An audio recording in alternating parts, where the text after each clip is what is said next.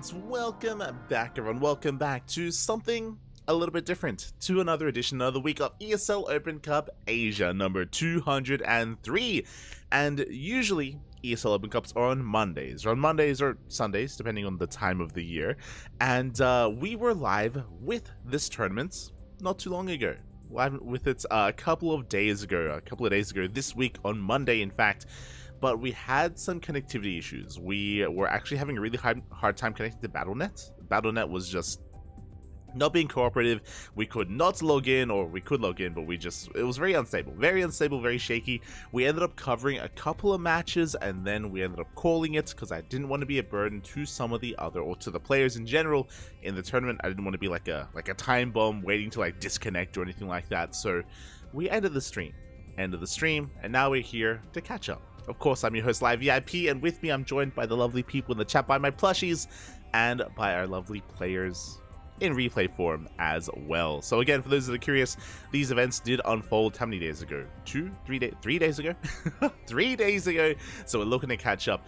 At the time, we were able to cover a couple of really good matches. We casted, I believe, Cyan versus Oliveira, because I wanted to cover the rematch, because Cyan did defeat Oliveira over the weekend in KSL, and Oliveira got his revenge. He got his revenge later on. He got his revenge that day in ESL Open Cup Asia, so he was able to bring down Cyan. Then we did follow Oliveira into his next series against Dark, where he did have a best of 3, and it went all the way to the ace match. It was impressive. That's also where we DC'd. We disconnected out of game number 1. It was on Equilibrium. It was on Equilibrium. We were like 20 minutes into the game, and it was like a 40-minute game. Like, it went to the late game. Dark, he got ahead. He was able to deal some crippling damage with a roach push, as Dark does. And then Oliveira was able to recover, stabilize, and force a longer game. But because of the deficit that Oliveira had, Dark did end up winning that game. And then we ended up casting game 2 and then game 3, as it did go all the way to the ace match. And Oliveira ended up winning that series. I recommend checking out the VODs, but yeah, we were able to at least cover the entirety of that best of 3. Oliveira did advance on to the semifinals, and we will be covering those semis and the grand finals as well. But before we get to the semis, we have some other matches to go over. Since it's a replay cast, we have access to matches that we didn't get to cover live at the time, matches that were happening elsewhere in the bracket. So up first, for the round of 16, we have Beyond versus DRG. We're going to be having a couple of matches here. We're going to have one best of 3 here for the round of 16. We're going to be following the winner of this series into the quarterfinals, and then we'll have a bit of a break, just for a couple of minutes, setting up for the semis and then the finals thereafter. So, oh boy, we have 5 series in total, 4 best of 3s and 1 best of 5. And here we go. We're diving into game 1 between our lovely Terran and Zerg. Quickly just double checking, and here we go. Game 1 is on Alcyone. Let's go. Let us go. Obviously, you know, because these matches did occur, and if you happen to have been watching like Chicken Man, for example, or some of the other English casters, I think Wardy was covering at the time as well. I think he was casting in English. You may already know the results, but we are going in blind, going in fresh. Let's go. And spawning in the bottom left-hand corner of Alcyone, we have the South Korean Terran player representing Shopify Rebellion. It is Beyond. And spawning in the top right-hand corner, we have the South Korean Zerg player, the Red Zerg, representing himself. It is DRG.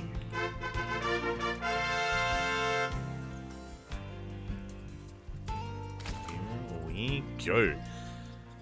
And yeah, again, a DVT between these two players. DRG, of course, I talk about it all the time, even when we're not casting him, which I should probably stop doing, but DRG, one of the few players that is still currently teamless. I know in-game he's on Team NV, but technically Team NV is no longer a thing. They are Club NV, which is a more of a clan sort of status, and they only have one actual salaried player, and that is Creator. Creator, he's still supported by Club NV. Meanwhile, SOS, DRG, the others, they were all let go. Quanta, is there any other coming to mind? But yes, the other players, they did kind of end up leaving said team as they could only afford to sponsor one player, from my understanding. and that is going to be Creator. And DRG still looking for a place to call home. A lot of the other Korean players that used to be on Team Envy, they have since found new homes. You know, you got Nightmare on Matcherino Esports, you got Cure, who's now on Team Liquid. Really cool to see. Meanwhile, Doregu still looking for a place, and I mean, he's still a really damn good player. I know he's very old school, and I do feel like he floats under the radar of Dark and Solar, for example, but DRG, he still gets some damn good results and still can go toe-to-toe with the best of them.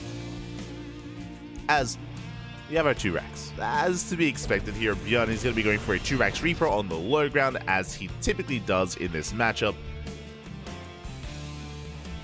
And we'll see how hard he commits, we'll see how he deviates as well. So typically the way this build works is you go 2 Raxes on the low ground, you get into triple Reaper production, and then you go into your third TC, you get into your add-ons as well.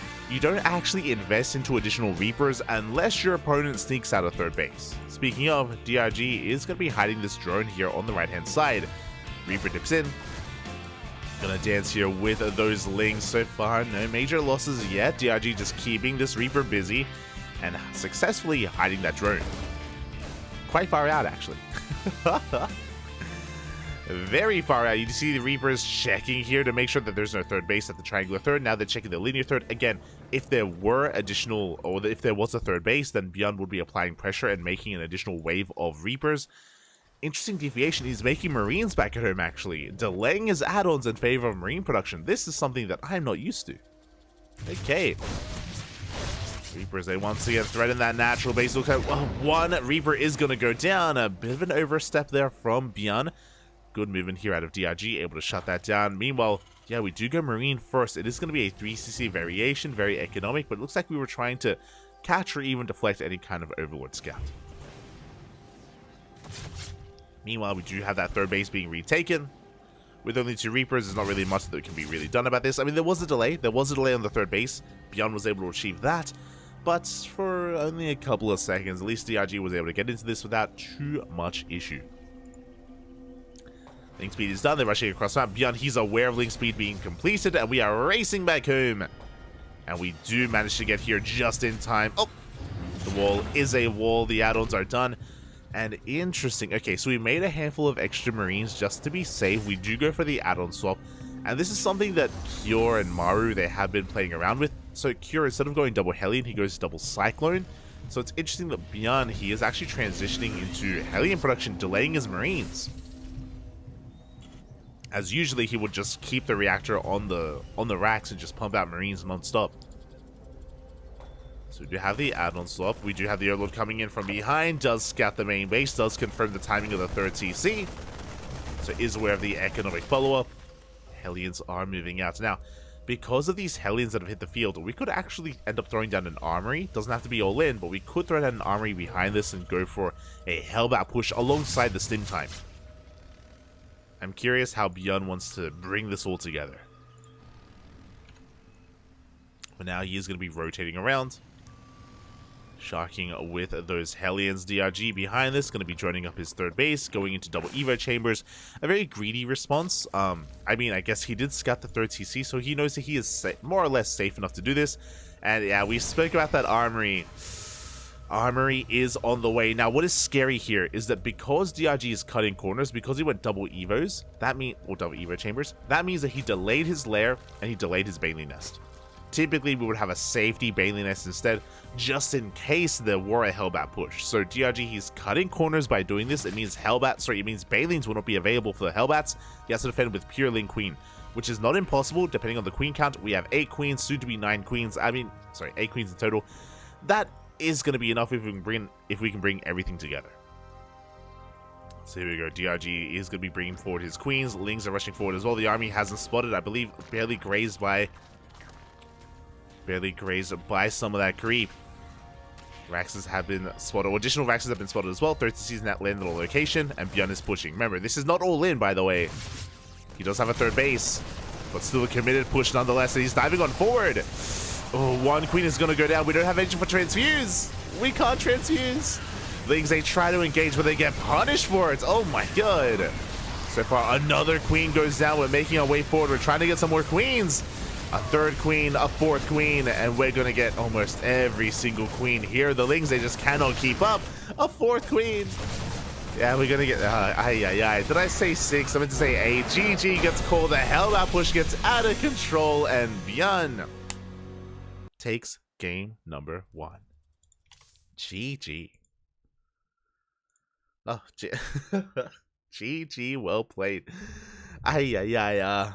Yeah, a bit of a brutal push there. Again, Bjorn, he was not all in by any means, but as we tried to point out there, specifically because DRG was cutting corners, because he opted to skip that Baneling Nest and be a little bit greedy, he was punished. He was punished for it. Now, Bjorn didn't necessarily know that his opponent was skipping Banelings at the time. I mean, I say that. He was already transitioning and making Hellions to begin with. But I think once he did see the wall, once he did notice what was going on, that may have triggered Bjorn to go for the armory, to go for the Hellbat push, and yeah, really good way to punish a Zerg player that does decide to skip their Baneling Nest, does decide to cut corners and be a little bit too greedy, and yeah, DRG caught with his pants down. GG, well played. Bjorn will take game number 1. And now we're getting into game numero 2. Let's go. Again, this also shows the power and the danger of a Terran player that does go for the add-on swap and go into Hellions instead. We theorized it at the time that, I mean, it doesn't guarantee that a Hellbat push is coming, but that becomes an option suddenly, and it's something that you have to respect. And here we go, we're getting into game number 2, and spawning in the bottom right-hand corner of Site Delta, we have the South Korean Terran player representing Shopify Rebellion, leading the series 1-0. It is Bjorn. And spawning in the top left-hand corner, we have his opponent. We have a South Korean Zerg player going for a 15-15. Interesting build choice here. Interesting opener by DRG. Oh, just said his name. It's our Korean Zerg player. He is red. He is DRG. The one true Dong himself. There it is. So it's going to be a 15 hatchery into a 15 spawning pool. So this is a really interesting opener that has risen in popularity specifically against 2-Raxes. The reasoning for this is a way to be greedy. So essentially with this build, you're going to be getting a faster spawning pool, which means faster queens, which means delayed gas. Delayed gas here, later Ling speed. We're going to be ideally cutting Lings and making extra drones as a result. And we're going to try and defend with primarily queens. We should make an extra pair of Lings later on just to be safe, but mainly queen defense is what we have to be reliant on. So DRG going for something very different here, and again, this has been a little bit popular over the past couple of months. In the rise of Bjorn's 2-Rax opener, we have seen the rise of the 15-15. Even before that as well, with Eric, of course, popularizing it against Protoss, but now with Bjorn going for these more aggressive openers, it now allows this to kind of have a place in this matchup as well. The 15-15, I mean. Because now we're going to be getting into those gases. Going to be joining up as much as we can. Spawning pool's about to finish up to get into those queens, and there we go. Queens are immediately on the way. Likewise, Bjorn once again going for the 2-Rax. Here we go. Reapers are going to be moving out. Once again, Bjorn should only invest into 3 Reapers. Now, the follow-up that we saw last game doesn't necessarily apply here, where we saw Bjorn go for an add-on swap and go into Hellions. That isn't always the case with Bjorn, so we're going to have to keep an eye on it. And thankfully for this Overlord, thankfully the pillar is right next to the production. DRG, he should be able to spot any kind of deviation from this 2-Rax. First Reaper has arrived. As you mentioned before... Oh, no! As I mentioned before, again, there are no Lings to defend. With a 15-15, you have to defend with only queens, and 1 drone goes down already. This is kind of not being worth it. We force out a Spore, which is okay, but losing a drone is quite brutal. The queens are out of position. We're going to get a second. No shot. We get a second drone. We're going to almost get a third drone as well. A pair of Lings were forced out. The goal here for DRG with this opener was to skip these Lings, by the way. And I mean, he was, but he had to make them because things were taking a turn for the worst. Behind this, we can see Bjorn making an extra Reaper, actually going up to 4 Reapers, going to 5 Reapers. He doesn't need them because he's already containing his opponent. DRG does not have a third base. He doesn't have a drone to take a third either. Creep Tumor goes down. Bjorn getting so much with this. Link speed about to kick in, and these Lings can finally keep up with Bjorn. But again, we have a late third base, and we have a couple of dead workers as well. Tomb is going to be replaced. Thankfully for DRG, Bjorn is rotating over towards the right-hand side. One Reaper goes down. And there's a bit of a give and take here. On the one hand, Bjorn did a lot of really good damage. On the other hand, he did make extra Reapers, which were a little bit unnecessary, as we can see here. Those 2 dead workers were already killed with the first 3, so this 4th and 5th Reaper haven't really added too much here. Link speed has been revealed, and Bjorn has to back off. You could argue that maybe because of the extra Reapers, it forced maybe an extra couple of Lings out from DRG. That's possible here, but the downside is that because of the extra Reapers, it also means that the add-ons are delayed. It means that Stim, Reactor, these Marines, all of this is slightly later than we otherwise would have seen. And as we can see, this time, there is no add-on swap. This time there's no factory to go onto the reactor to pump out Hellions.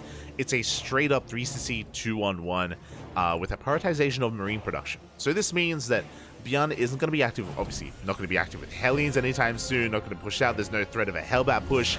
Instead, he's going to be heavily reliant on this double medevac timing. It's going to be 16 Marines, 2 medevacs, and Stim moving out across the map, and DRG needs to be ready for it. Likewise, he needs to know when to cut workers, when not to. Once again, this time going double EVAs. EVAs? Double EVA chambers? Double EVA chambers for double upgrades. This time, DRG shouldn't be punished for this. This time, there's no need for a Baneling Nest because there's no Hellions, there's no threat for Hellbats, and Banelings this early on are typically not ideal against these Marines. It's unnecessary. So, again, just going pure Link Queen is okay for DRG. He should be able to keep up as long as he's in position, as long as he has enough Lings. And again, he should be able to drone freely here, saturating his 3 bases. And here we go, Bjorn is moving out, bearing in mind he also has those Reapers to support. KDA charges can actually be quite impactful in these fights. One Overlord goes down, we're going for a second. DRG, he does notice, he's pulling that Overlord back immediately. Queens are in position, we do have 1 Transfuse. We're diving for Transfuse is going to be used. We can see the Lings ready for a dive. We don't want to throw them away. We want to wait for the Terran army to commit and then go for the surround. So a bit of a dance going on here. Both armies posturing. Tumors are going to go down. But as you can see here, DRG, he's holding. Again, Link Queen is all you need. As long as you have enough of it, you should be okay. Oh god. So many active tumors here without a scan, more importantly. Behind this, Bjorn is getting his 3rd base up and running. Getting into the rest of his setup. He should be getting into 5 Raxes. There we go. 5 Rax and 1 factory, 1 starport. We dive on top of the 4th hatchery, and this hatchery, it's going to be cancelled. Oof. We do catch a couple of units as, you know, we had a double medevac drop full of Marines, and the Reapers were left behind. Could not fit in. But again, a really good moment here, forcing a cancel. DRG has to double expand to make up for it. Getting a 4th and 5th at the same time. Creep is respreading. But DRG, he's still trying to get into the mid-game. Still working on it. Lings do catch a 2nd drop on the right-hand side. These Lings do engage. They kill 1 Marine. Job going to be keeping these Lings busy. At the same time, DRG, he did see this push. The Queens and some Ling Bane are rotating over. 1-1 kicking in. Banelings on the way. Again, this is the advantage of rushing into these 2 EVA chambers, is that DRG is slightly ahead in upgrades, or I should say keeping up in upgrades with the Terran. Does mean that Baneling speed is delayed, but you don't need it at the moment. Let's Might just go. Ooh. So far, we do drag one of them away. The other does go down without triggering.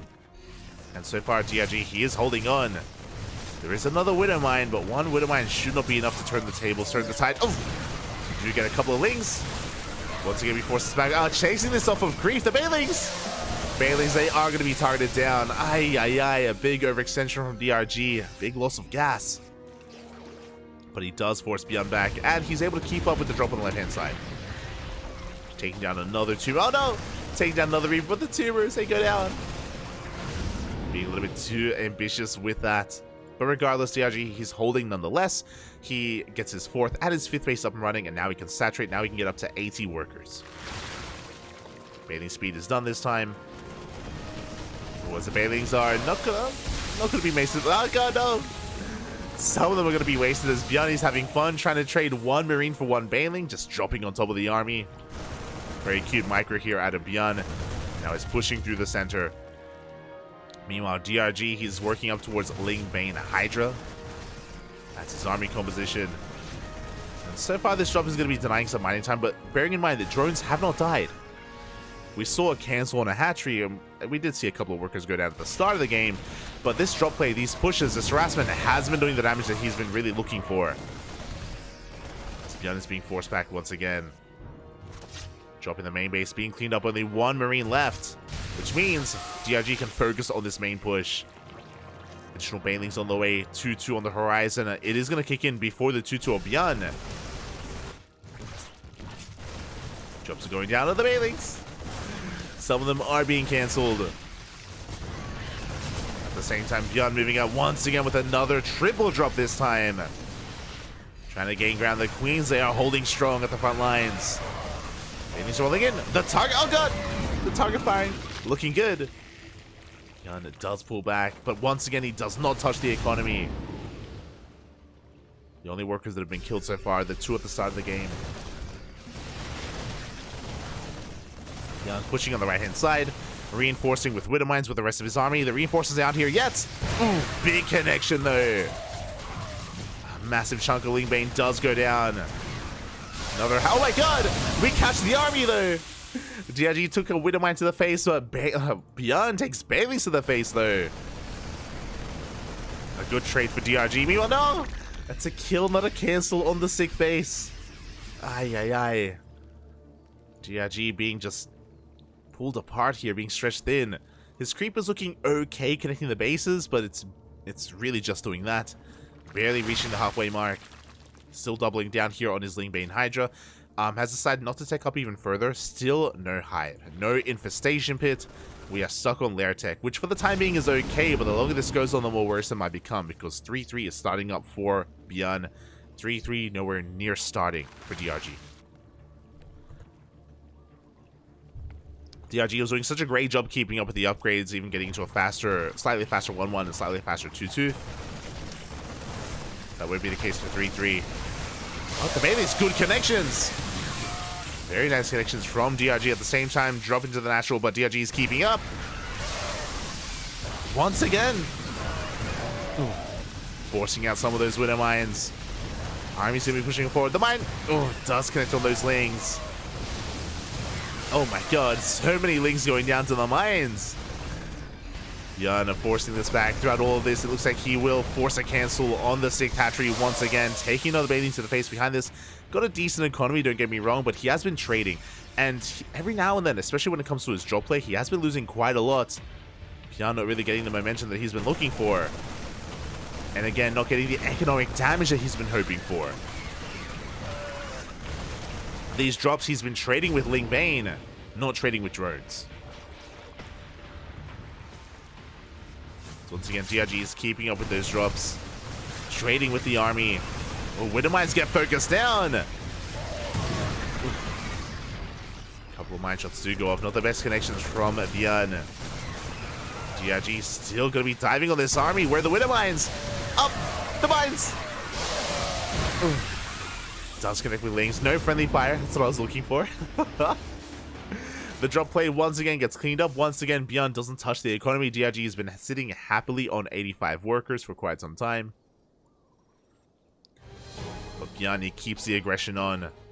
Triple drop here towards the north. Main army rotating towards the south. Again, there's very limited crease spread here. So Bjarn wants to try to take advantage of that. DRG doesn't know where the army is going to be coming from. He does split it up. Or does split up his own. Up. We don't want to engage off of creep. Changes are being sent out at the same time. Doom drop in towards that 5th. Bailing's going to try to engage. Up. Ooh. We do clean up those Widow Mines at the same time. Oh my god, finally some economic damage is done. 13 drones go down and Bjarn, he picks up, drops into the main. DRG up until this point was doing a great job keeping up with all of this, just stopping any kind of economic damage. As As I say that though, DRG does redrone instantly. The Marines, they're actually getting overstimmed. Medevacs are being focused out at the same time. Beyond, he's not pushing, he's cleaning up these rocks. He is forced out. Hive is done. Lurker Den finishing up. Give us the lunkers, Papi. Still no 3-3, unfortunately, for DRG. Just doesn't really have the resources for it. Still just remaxing, rebuilding, getting into Vipers first. As Beyond pushes on through. Get a couple of mine shots going up. Alas, it looks like Beyond, he is running out of steam here. At the same time, though, he's just dropping all over the map. Gets another 10 workers, snipes another hatchery. Even gets a queen and even more drones. So Beyond, he did peter out with his main army, but he's getting economic damage done once again.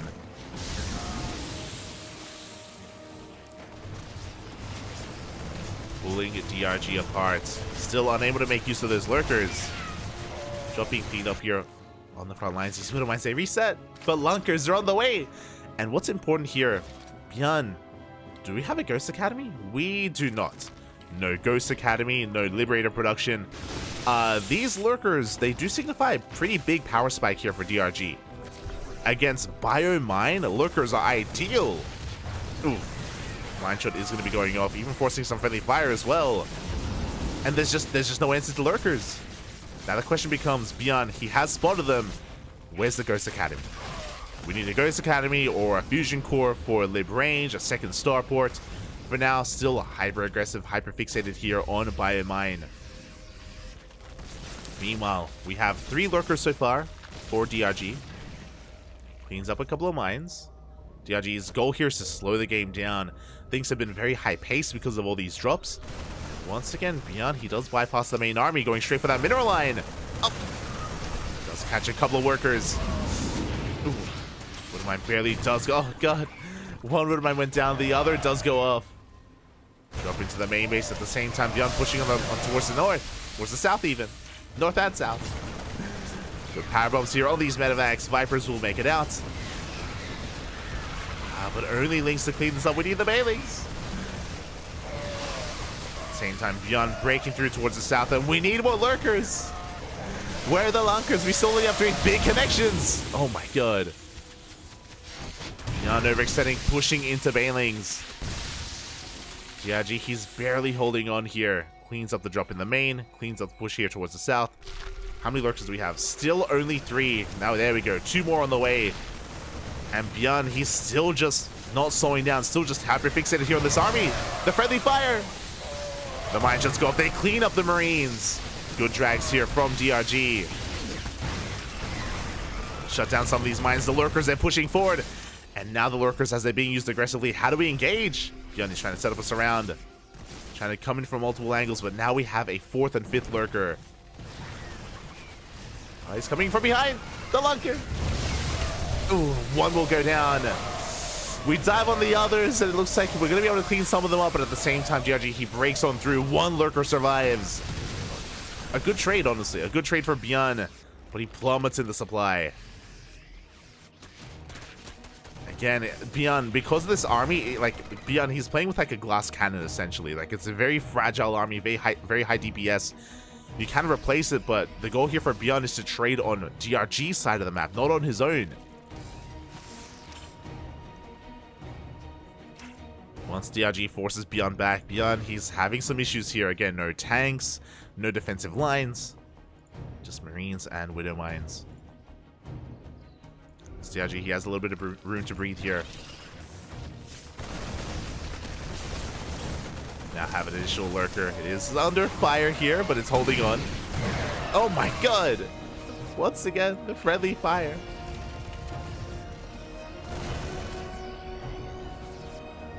Beyond even landing his main base here as his own 5th. As his own 6th even, as he's mining here from his upper 5th base.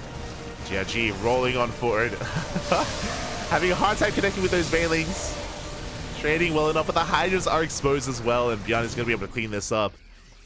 Forcing this back, still committed here to Biomine.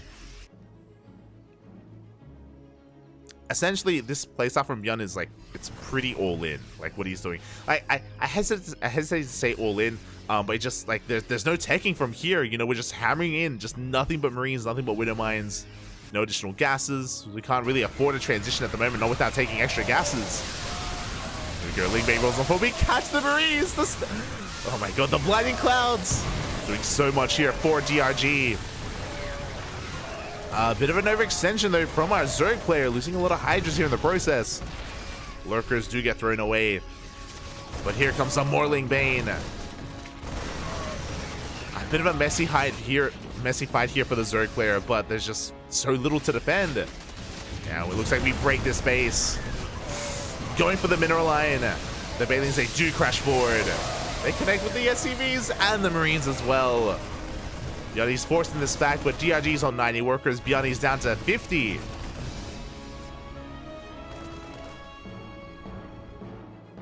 This is trying to break through, trying to push back the Zerg army.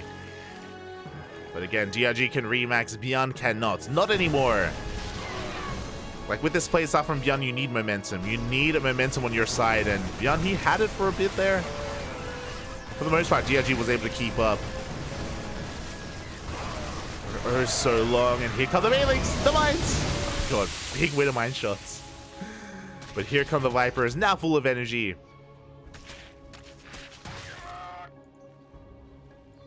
We have some Liberator Harass moving out across the map. Bjorn doing everything he can. Oh god! But the Banelings, they connect. The Banelings, they do connect. Lings get into the mineral line as well. Looks like once again this sick base is going to be broken. GG gets called, and DRG takes game number 2, forcing the ace match. GG. Oh my god. Bjorn, he was just hyper aggressive this entire game, and this is how Bjorn plays, to be fair. Obviously, as we saw, there's a downside to it, right? It's like if you're not able to start knocking over those dominoes, if you're not able to get momentum and cripple the economy and keep the Zerg player at home, if you're unable to kill them before they take up into something like Lurkers, then Bjorn's army does get outscaled. It gets outscaled as the game goes on. As we saw, he was very... Despite seeing the Lurkers, there was that moment when he saw the first couple of Lurkers being morphed in. He had a choice to make there. He could either invest into additional gases and invest into some tech labs and go into ghost production and tank production, or just double down and commit to Marines and Widow Mines. That's all he was making. Marines, Widow Mines, and Medevacs. Like, no Marauders, no tanks, no ghosts, no Liberators towards the end, only to harass. Like, again, it was very one-track mind from Bjorn. And to be fair, he believed that he could break his opponents. And I'm sure he's done so in the past. I'm sure he has done so in the past. But here in game 2, he could not. And which means we get a game 3, an ace match. Let's go. Let us go. So we're going to be loading in to Solaris. So a very intense playstyle out of Bjorn. And I can't imagine he's going to be doing that again 2 games in a row. I feel like that's something... Oh my god, as... DCVs, they're still following. One of them's not doing it. Get back to... There we go. Aye. As we're loading into game 3 on Solaris and spawning in the top... the bottom left-hand corner of Solaris, we have the South Korean Terran player representing Shopify Rebellion. It is Bjorn. Having a hard time getting his workers under control there, but it's all good. And spawning in the top right-hand corner, we have his opponent. We have the South Korean Zerg player, the Red Zerg, representing himself. Once again, going for a 15-15 opener. It is DRG. So once again, it's a 15 hatch into a 15 spawning pool. We saw that this wasn't really a successful opener last game. If you recall, DRG did end up losing 2 drones at the beginning, and he also had to lay third base as well, was forced to make extra lings. Bjorn, he had a good start to that previous game, but this time we have a very different opener. Bjorn going for a CC first. Spirit, is that you? This is what I love out of Bjorn. So Bjorn, he does mix this in every now and then, and I think this is a really good way to play with your reputation. So as you can imagine, who won the last match? DRG. Ace match. DRG won the last game. As you can imagine, Bjorn, he has a reputation. He has a reputation about going for the 2-Rexes game after game after game. So this is why it's really powerful for Beyond to mix in very greedy openers like this, like a CC first. Especially because like his traditional 2-Rax opener on the low ground does deter any kind of early game, like any kind of early gas builds, like gas first into a Roach Rush or into a Link Flood. They actually fail really hard against any kind of 2-Rax opener from Beyond, as he's shown us time and time again. So he should be able to get away with this. Like, there's nothing that DRG, especially with a 15-15, with delayed gases, there's nothing that DRG can do about this, and Beyond will just have an economic advantage here in game number 3. From here, going to be getting into a second Rax, getting into his, I imagine, oh, I was going to say a 2-1-1. This is looking like a 4-Rax. Let's go. So, a greedy economic opener, followed by something very aggressive here. We should be seeing a 4th Rax thrown down, and this is going to be a massive stim timing here for Beyond. There it is, the 4th Rax is on the way. This is something that Beyond does have in his repertoire, or in his, again, up his sleeve, as builds that he does have available, and DRG, he needs to scout this ahead of time, otherwise he will be caught out, and he may just die. Now, this is not all in. This is designed to move out to deal damage. It does need to trade at least with queens and get economic damage done, because you are delaying your third. You're delaying your third base by quite a lot, so you do have to trade, but you don't have to kill. Cripple is maybe the better way to put it, to make this build worth its while. And to be fair, it also has the potential to kill as well if DRG doesn't realize what's going on. Meanwhile, back at home, as we mentioned before, this was a 15-15 opener from DRG. And it's not a bad build to be going up against a CC first, just because you do get extra workers. But it does mean that your third base is a little bit later, your gases are a little bit later. We're actually staying in gas. Yeah, gee. Are we going roaches? I am curious. There's no reason to stay in gas here this long without good reason. This could be a fast lair. This could be a fast roach warren. This could even be 2-base muta. I mean, that would lead into the fast lair, of course. So very curious to see what this gas is going to be used on. So Beyond, he isn't the only one being aggressive. We see DRG being a little bit cheeky tech-wise as well. There it is. We do have a Bailey Nest thrown down. So actually looking more safety here from DRG. Going for a Bailey Nest first. I imagine this will be leading into a lair as well. Lings are going to be checking. They're going to be scouting. They do get eyes on the Marines, but only the Marines. This still looks like a 2-1-1.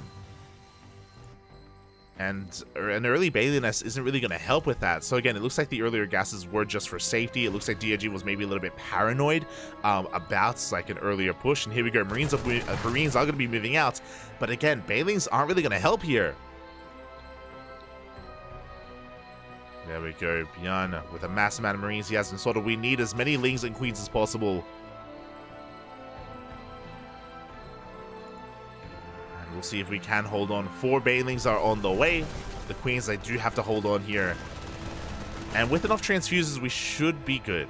We should be able to survive this as we stim on in. And we dive on top of the Queens. And looks like 1 Queen does go down. The Lings, they try to come in first round. And can we target down the Bailings? We can.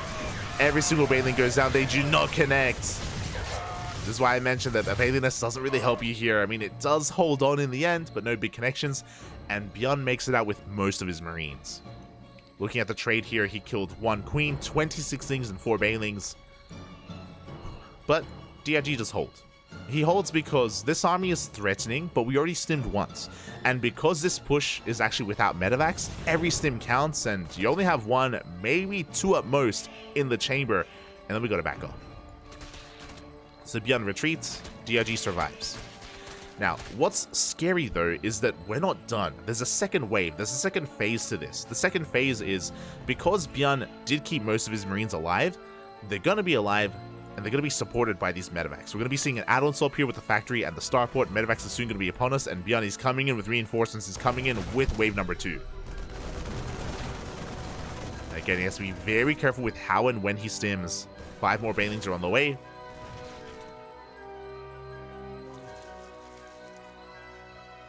And again, looks like Beyond, he's just skirting the edge here. He's just cleaning up creep.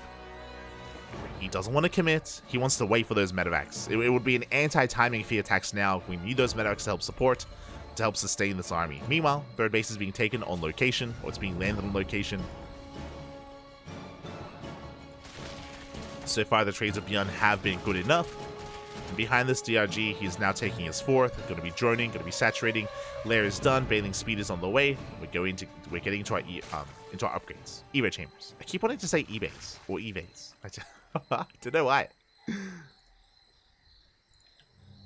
And there it is. The drop play is upon us. Beyond does make it back home. And this double medevac drop is going to be hitting with 1-1. Well, 1-1 is still a couple of seconds away, but it should finish up momentarily. TRG going to be moving out. Does catch the drop. Gets one Marine. TRG's going to keep on pushing, but he runs into the Bio Army. Again, a little bit ambitious here from DRG. Going to be backing off. Still heavily reliant on Ling Bane. Unfortunately, okay, there we go. I was like, he only has one Evo chamber, but there we go. Second Evo chamber is thrown down, getting into 1-1. Slowly saturating the space, but Beyond, he does have the better economy. Surprisingly so. Even though Beyond hasn't really killed any workers, he has forced out an army. He's been forcing DRG to make Ling Bane, which means we are lacking in our economy here. DRG just cutting workers at 3-base saturation. And as a result, he is falling behind in that economy. Beyond pushing towards the north. The longer this goes on without DRG droning, this is looking like an all-in. This is looking very committed from our Zerg player. Yeah, the Queens are looking to move out. Ling Bane is amassing. And there we go. DRG finally does make a handful of workers. But that's a little bit worrisome. He's droning now, but these drones are so late. Beyond is pushing on the right-hand side. He does catch the Queens. Ooh, Queens are going to be going down. The Ling Bane has to engage. Good spread. We do force Beyond the hell out of here, but he killed half of the Queens already, and at the same time, another drop here. Do keep up, though. DRG, he is keeping up here with the drop play. Only losing 2 drones so far. But only 2 workers. Beyond, he regroups with the rest of his army. How many Queens do we have left? Ooh, 6 Queens. 1 for each base. How many did we catch? Oh, 7! Ay, ay, ay. There's a lot of Queens going down. Beyond is going to back off. He's getting its 4 CC up and running again. He's not going for a 3-base all-in.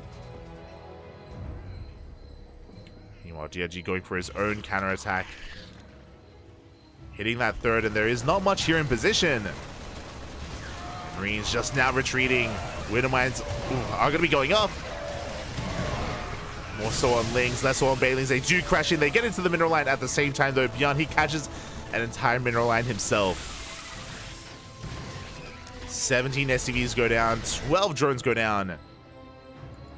Beyond, he's on something now. Oh my god. As these mine shots, they do reset.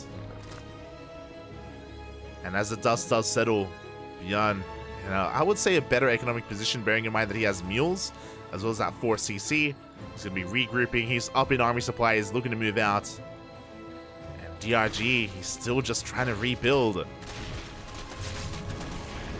Does clean up those mines at least. Hatchery towards the north, taking a lot of damage. Can we get the kill? Up! Oh my god. Not quite. Doesn't quite get the kill, but he can always come back in. And Beyond is getting ready for his move out. And +3 on the way. We are investing into Marauders as well. Unlike the previous game, he isn't just hyper fixated on just pure Marine and Widow Mine. He's taking extra gases and he's taking up a little bit further. A little bit. As DRG is trying to stabilize, still just re-droning, working towards now his Hydrogen to go into Ling Bane Hydra. Does take down the full medevac. But again, DRG is still recovering. He had a low worker count to begin with, and then he had to rebuild. DRG, he needs time. Oh, oh my god. It's a hot pickup. We barely do save those Marines. Iron Drop will gonna come back in, but alas, DRG, he's got eyes on this. Again, in general, like throughout this entire series, DRG, he's done a really good job at just tracking these drops at least. But at times they do still find damage, and we're going for the hatchery. We want it. We're not gonna get it. Quad drop going into the main. Meanwhile, Bjorn has maxed out. Julian Claws on the way, +3 attack. And unlike the previous game, this time DRG doesn't have lurkers to hold the line. He's being spread thin by these drops. Maze, they do crash on forward. But the Marauders, they do stand their ground. They do a great job soaking some of those hits. And Bjorn can keep pushing. It looks like he has finally broken this base. Up into the main. The Queens are trying to hold on. Hydras as well, but these are not going to be good trades for DRG. Up! The mines! Don't go off. That was close, but regardless, Bjorn still pulling his opponent out of position. The main rolling on forward, crashing into the Marauders. Drop comes back in. DRG can only be in one place at once because of his low supply. Hydras are being focused down. Good target firing out of Bjorn. The Medivacs, they barely do escape. Barely get out of there.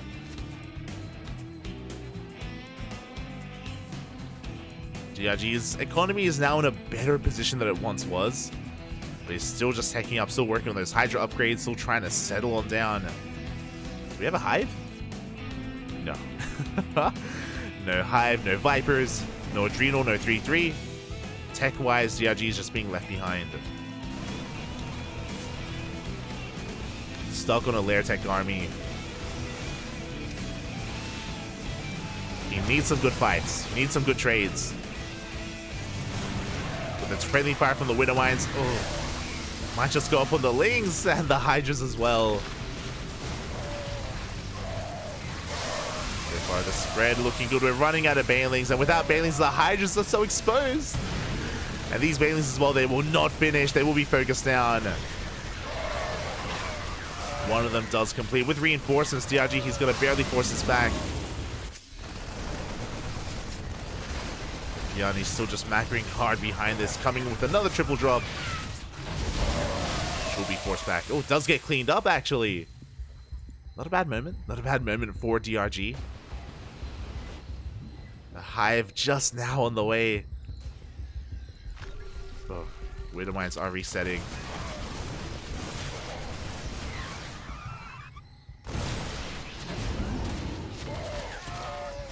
Yeah, you're going to be chasing this back, but you can see the creep is slowly receding. Bjorn gaining more ground. On the mines! A bit of friendly fire. Just a bit. Still mainly Lings go down. It's Bjorn once again just not slowing down here, going for constant drop play. These drops are running out of steam. It's mainly Marauders. Come and catch the army. Up! Oh, we almost do. This does catch those Marines. Mine shot does go off. Dropping the main base. Not quite achieving much. Keeping some of the supply at bay, but you can see that Bjorn, at this point, it is a numbers game. Forcing some friendly fire, but where's the Link Vein? Aye. Mine shot's going to be going off. Bjorn trying to rally on in. So is DRG. Coming in with everything he has. Barely getting on top of some of those Widow Mines. Meanwhile, he actually pulled the army that was in the main base to help support this. Which means the drops, they're getting tech, they're getting damage done. And Hydras alone, they cannot break through. The spawning pool is going to go down, and that means what you see is what you get. We have 20 more Lings in production, but we need that spawning pool. This army pretty heavily overstimmed, actually. We've been losing Medivacs. But the Hydras, not like this.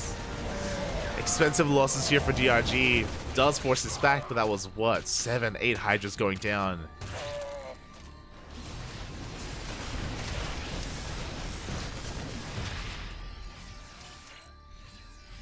Spawning pool just now on the way. Just now noticed that it was lost.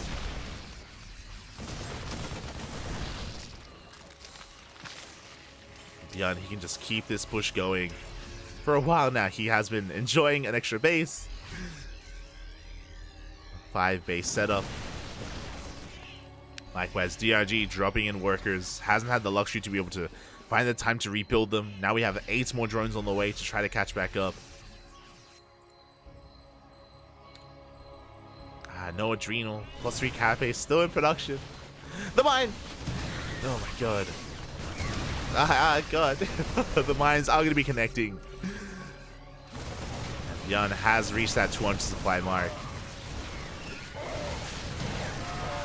Oh, we do force some friendly fire. That's like the world where DRG can like win a fight here is like a mass surround. We force some friendly fire from these winter mines.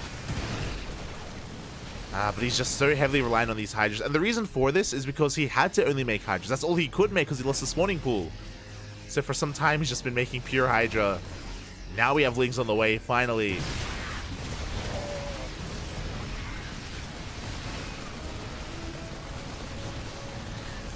Yeah, but another base is falling. Slowly but surely, DRG losing ground here on his own side of the map. We have 18 Bailings on the way. They can definitely help, but you can see Beyond pre-spreading. Okay, so if you roll in and they crash into some of the bio. But we can still stand strong. And GG gets called. Beyond, he has too much. He got into the mineral line, he took down another base, and Beyond will take the series 2-1, taking down DRG. GG. GG, well played. Beyond does take it in the end, advancing on here in this best of 3. But a shout out to DRG again. For the most part, he was able to keep up, and he looked damn good as well in game number 2. Like, game 2 was the game where Beyond, like, he was just maybe a little bit too overconfident, is maybe the best way to put it. Believing that he could break his opponent without taking up, and Beyond was punished for it in game 2. Here in game 3, I do feel like a lot of this also came down to, obviously, it came down to the openers. The fact that Beyond, 1, went for a really greedy CC first, and 2, went for a 4x that went unscattered. It did go unscattered, and DRG didn't have the best setup to defend. Remember, he went for an earlier Bailey Nest, went for delayed Evo Chambers, and that 4x push did trade very well. And as we mentioned at the time, that's all it has to do. It has to trade well against the army, and Beyond was able to maintain that Marine count and just maintain control of that game from that point onward. Like, these openers, I feel like they're really important for Beyond to gain momentum, and once he does, like, he can look unstoppable in ZVT. The same was with game number 1 with the Hellbat push, for example. Can be a difficult player to read just because he has so many variations and deviations even from his first 2 racks. So GG, well played. And again, a shout out to DRG forcing that ace match, and Beyond advances on into the quarterfinals, into his next series where he's going to be facing off again against Cure. Oh my god. I mean, it makes sense. Beyond, Cure, and Gumiho, they are the most active Korean Terran players in the online tournament scene. They are very active, so they face off week after week after week, day after day, and we just casted these two yesterday. Actually, I think we missed it. Sorry, we didn't get to cast them, but we saw them in yesterday's Kung Fu Cup, and Cure did bring Beyond down. In that tournament in Kung Fu Cup. So can Beyond fight back here in these TVTs? They do often go back and forth. When I think of Gumiho, Cure, and Beyond, their TVT is all pretty comparable with each other, all very strong. But Beyond has a very specific play style, a very specific style here in TVT, where he, instead of going tank Viking, he goes for some very heavy medevac play, very heavy drop play instead, and it can look really impressive. It can look really strong. Again, if he's able to get the ball rolling early on. Otherwise, it gets completely shut down, and and his opponents can look very, very powerful as a result, and very impressive. So, I'm curious to see how this does play out as we get into our TVT.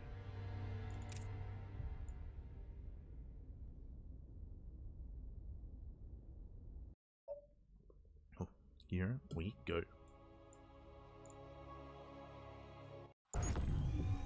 We'll see if Bjorn can get his revenge. As spawning in the top left-hand corner of Site Delta, we have the South Korean Terran player, the Red Terran representing Team Liquid. It is Kyor.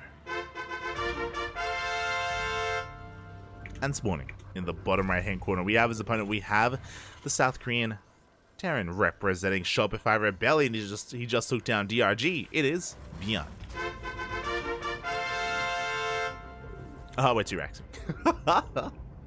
Let's go, as that is not one, that is 2 SCVs moving out across the map for Bjorn, looking for some proxy racks, actually going for the proxy racks in the natural base of Kyor, a very bold position, and we'll see if he can get away with it. Now this makes a lot of sense. So traditionally, we don't really see proxy 2 racks in this on this map in TVT. The reason for this is because the Reaper cliff going into the main base is brutal. It is a single file line. It's very difficult to, it's very easy to actually get trapped here and to get shut down, just because like you're so limited in your potential of harassment when it comes to going into the main base. Like the Reaper cliff here inside Delta, it's awful. It's terrible. If you want to be hyper aggressive, or even if you're scouting, even in TVP, if you're relying on Reaper scouts, it's not easy. So going for the proxy here, the natural, makes sense. You do have a lot more room to maneuver, a lot more kind of areas to go up and down, of course, into the main base. So there's logic behind this. And also because of, again, this Reaper cliff, like it is a little bit less likely for you to even have this on your mind, as the SCV scout for Kyor is going to be coming in and confirming the missing Raxes. The Raxes are not here.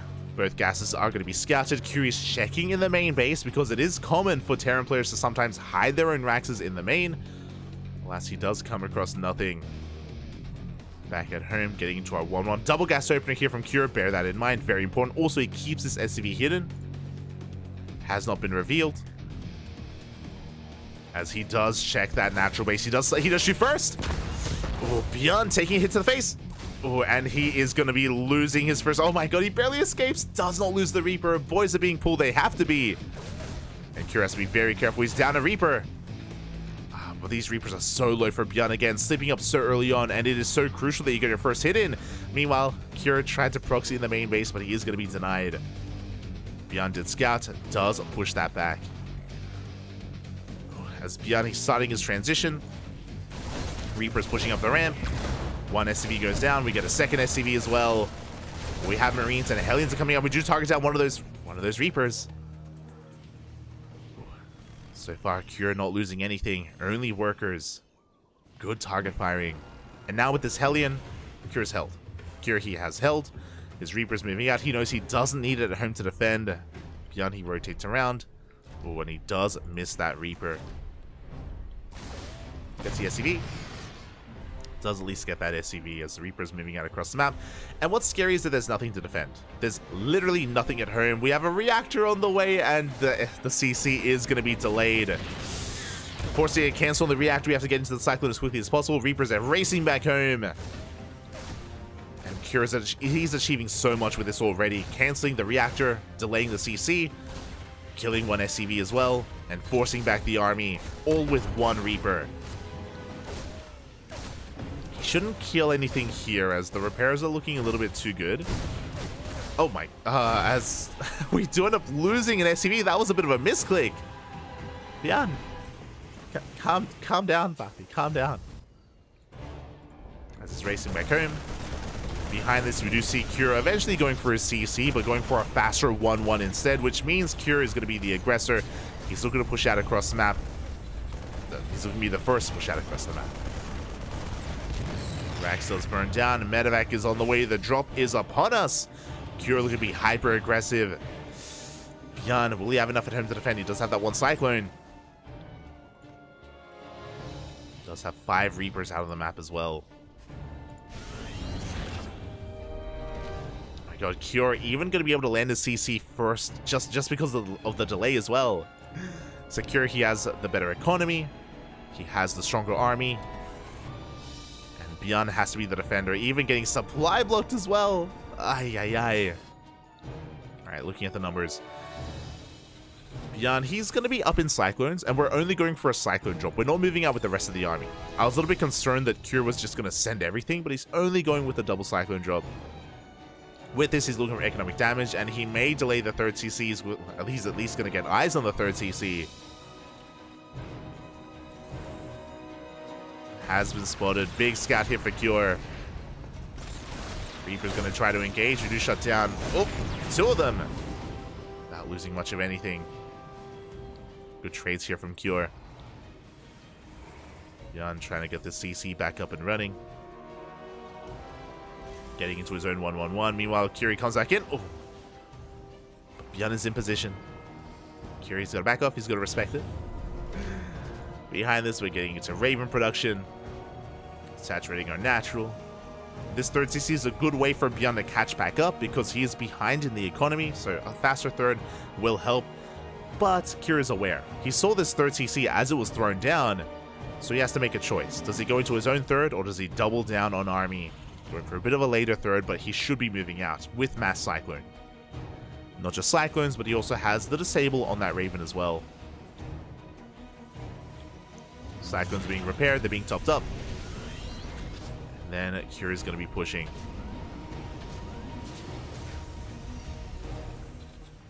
Stim on the way for both players. Actually still just going for that one Cyclone drop, or the double Cyclone drop. Waiting for everything else to kick in.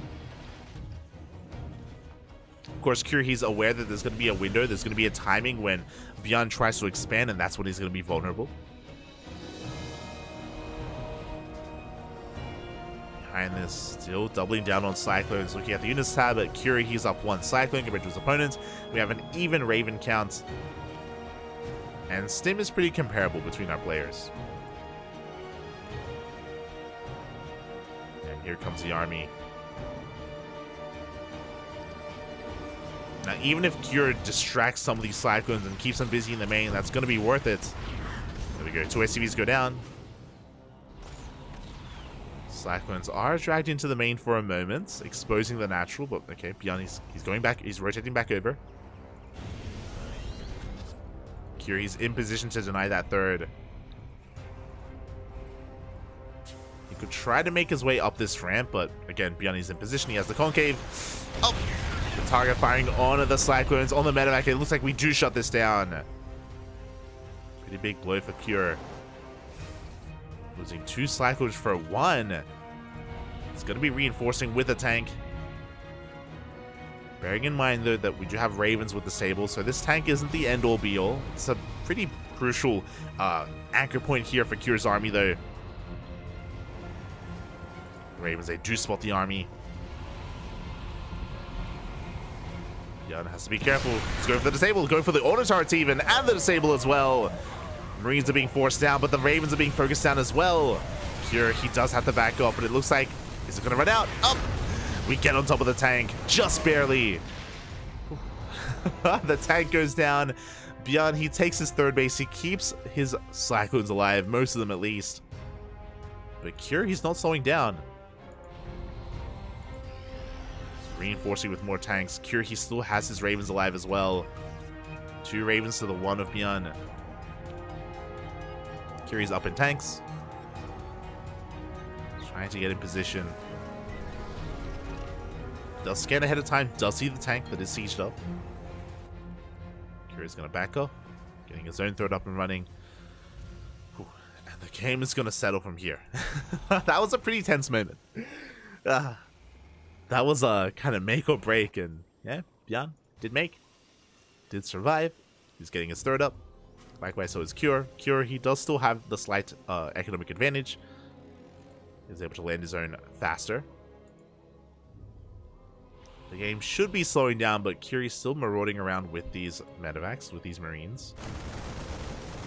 There is a spotter depot, thankfully, for Bjorn. He is looking to push through the center, though. This is a little bit dangerous if Bjorn does want to move out. I mean, in general, like, the fact that Kure still has one extra Raven is pretty big. As Bjorn pushes through the center, we have a double drop into the main. We have Cyclones getting ready to potentially go into the natural or the third. SCV is going to spot them as we drop into the main. Beyond, we have a handful of reinforcements. The boys, they have to be pulled, and SCVs are going down. Ay, ay, ay. It's going to be 17 dead SCVs, and we can trade with the Marines. An entire mineral line went down. Beyond was just completely out of position, was out on the map. At the same time, 4CC was delayed. Oh. Kira does escape with a handful of Marines. And just like that, Kira's economic lead is an even larger one. The pressure is now on Beyond to make some magic happen. To catch out the army. To go for some drop play. Scans ahead of time, does see the tank count. Does see the army for now, is back at home.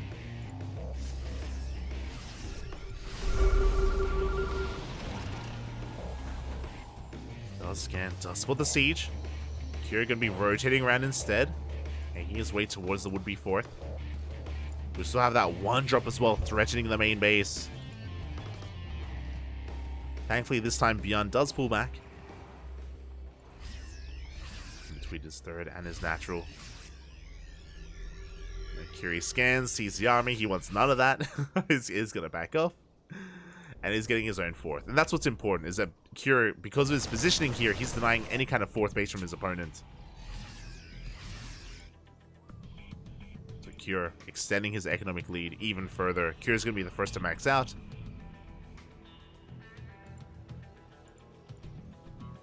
Jan still building his own fourth in the main base. Oh, Vikings, they shut down that drop. Massive anti-armor missile as well. Kira, he has to retreat. Won't be forced into a fight though. Beyond at least does force back the army. He dives in. Oh, he catches Cure. And Beyond, he will take the fight, forcing Cure back. So a good trade, a good moment here for Beyond. Catching those Marines. Beyond now catching up in upgrades, now with 2-2 finishing up.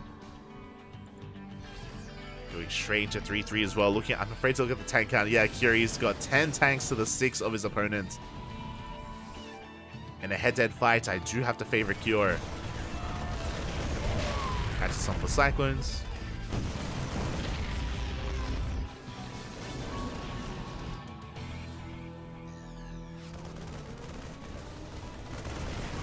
The armies, they are going to be clashing. Cure's the first to siege. Yeah, that's to back off. A big anti-armor missile. Cure can keep pushing. Tanks are left a little bit exposed, and we can go for the disables. 2 of them are going to be disabled, and it looks like 1 of them gets picked off. 2 of them do even. So good pickups here from Cure. Shutting down some of those tanks. Likewise, Beyond diving on forward as well. Gets 2 tanks. Oh, but he does take some big tank shots to the face. As Curie's rotating towards that fourth. Oh. He gets the anti-armor missile. Massive connection on the army. And do we want to fight? Beyond, he has to back off.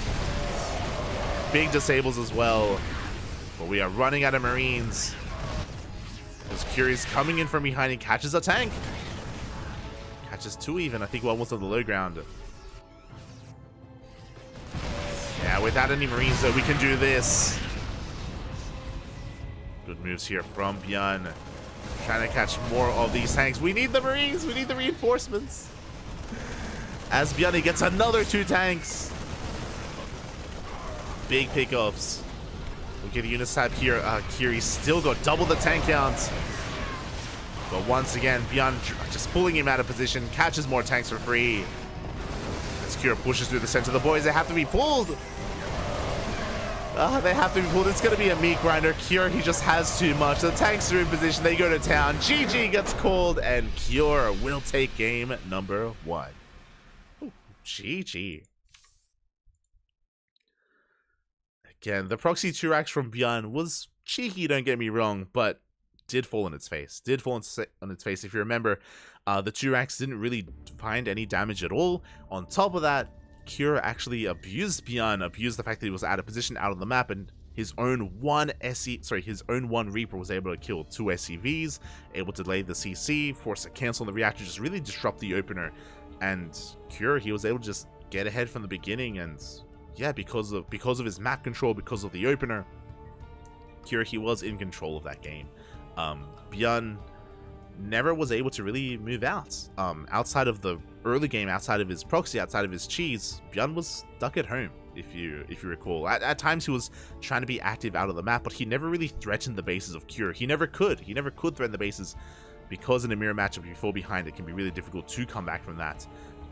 There was maybe potential for drop play from Bjorn, but it was Cure that was just so active with his own drops, forcing Bjorn to stay at home, and yeah, just could never really move out. GG, well played. Really solid play there out of Cure. But it's a best of 3, and we'll see if Bjorn can come back as we load into Solaris for game 2.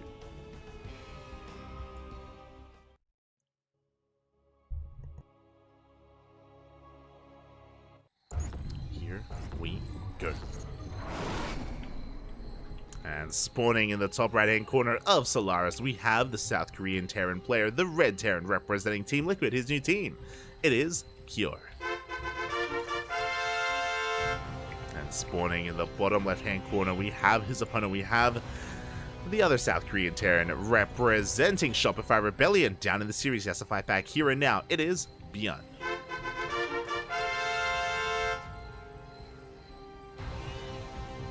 Here we go.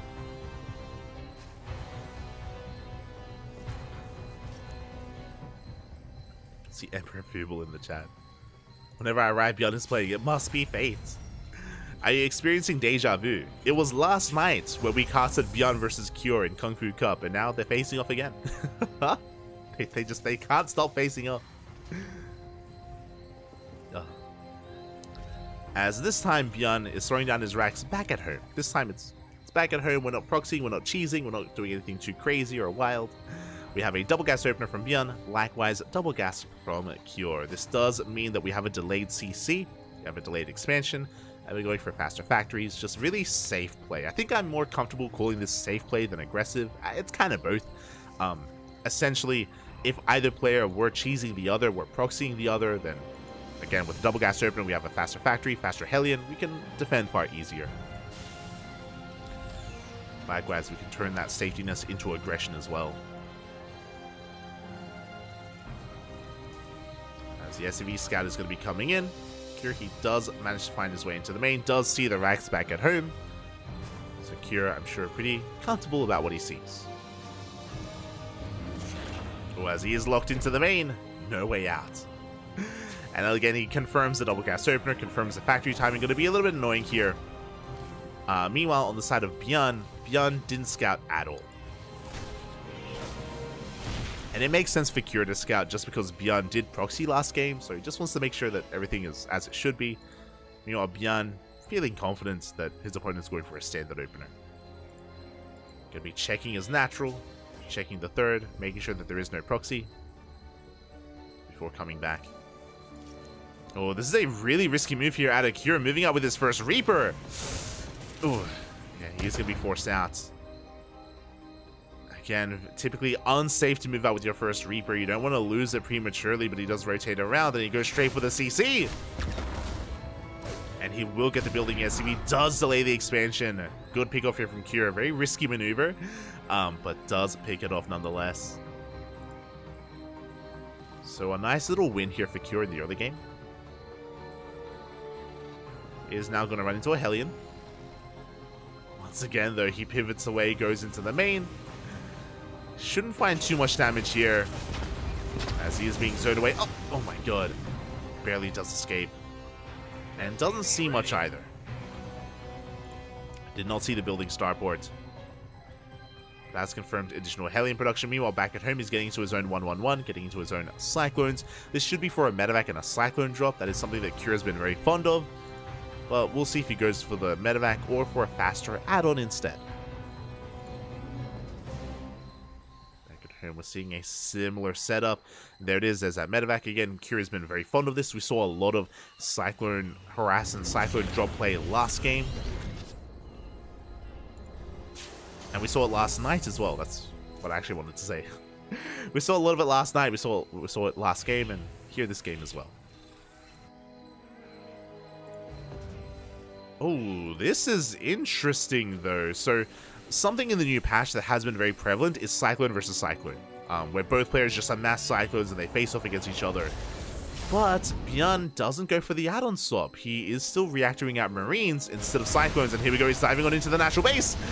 But the juggling is too good. Nothing shoots up despite that we break through the front line. But additional Cyclones have arrived. Cure shuts this down. He may have lost his Reapers and his Hellions, but it keeps the Cyclones alive. And he's going to be moving out for a counter drop. But yeah, really interesting here that Bjorn, instead of reactoring out Cyclones, is going to Marine production, getting to faster tank production instead as well. More of a traditional TVT setup, instead of the more modern mass Cyclone style. As the Reapers, they do slip into the main base. They're going to get a couple of SCVs. By a couple, I mean 3, soon to be 4. Oh, can we get a 4th? We barely can. 4 SCVs. For all these Reapers, not a bad trade, especially considering that Reapers, they do lose value over the course of the game. They don't really add much to the army as the game progresses. As the double drop coming back into the main base. Auto turret did deflect it earlier. There's a tank in position. Ooh, it does take down the Cyclone. Cure doesn't find much here. He's going to be moving out here, threatening that natural base where there is another tank in position, but we can throw down an auto turret. We have disable. We can disable even. He's going for it. Does connect with the disable. He shuts down the tank. Stim is not done. And we can see here Cure having his way with this army. Without tanks, Bjorn, he's in a bit of trouble. Yeah, we drop back into the main. Second tank has arrived. The boys, they have to be pulled. Cure just, I'm just going to be face checking. Does take a tank shot to the face, but he has a second Raven. Doesn't have enough energy for a disable, not yet. Does have auto turrets. Cure, he wants it. He wants to dive in. He does have a disable ready. There is no backup tank. He's going for it. There it is. Disables the tank. We dive on forward. And the boys, they're going to have to be pulled here if we're going to try to hold on. The tank, though, is surviving, actually. I spoke too soon. Tank is going to go down. And the boys, they have to be pulled, but it may just be too late. We have more Cyclones rocking up, and this is snowballing out of control. This is becoming too much. That's 7 dead SCVs. These Cyclones are so low, but they're still alive. That's what's important.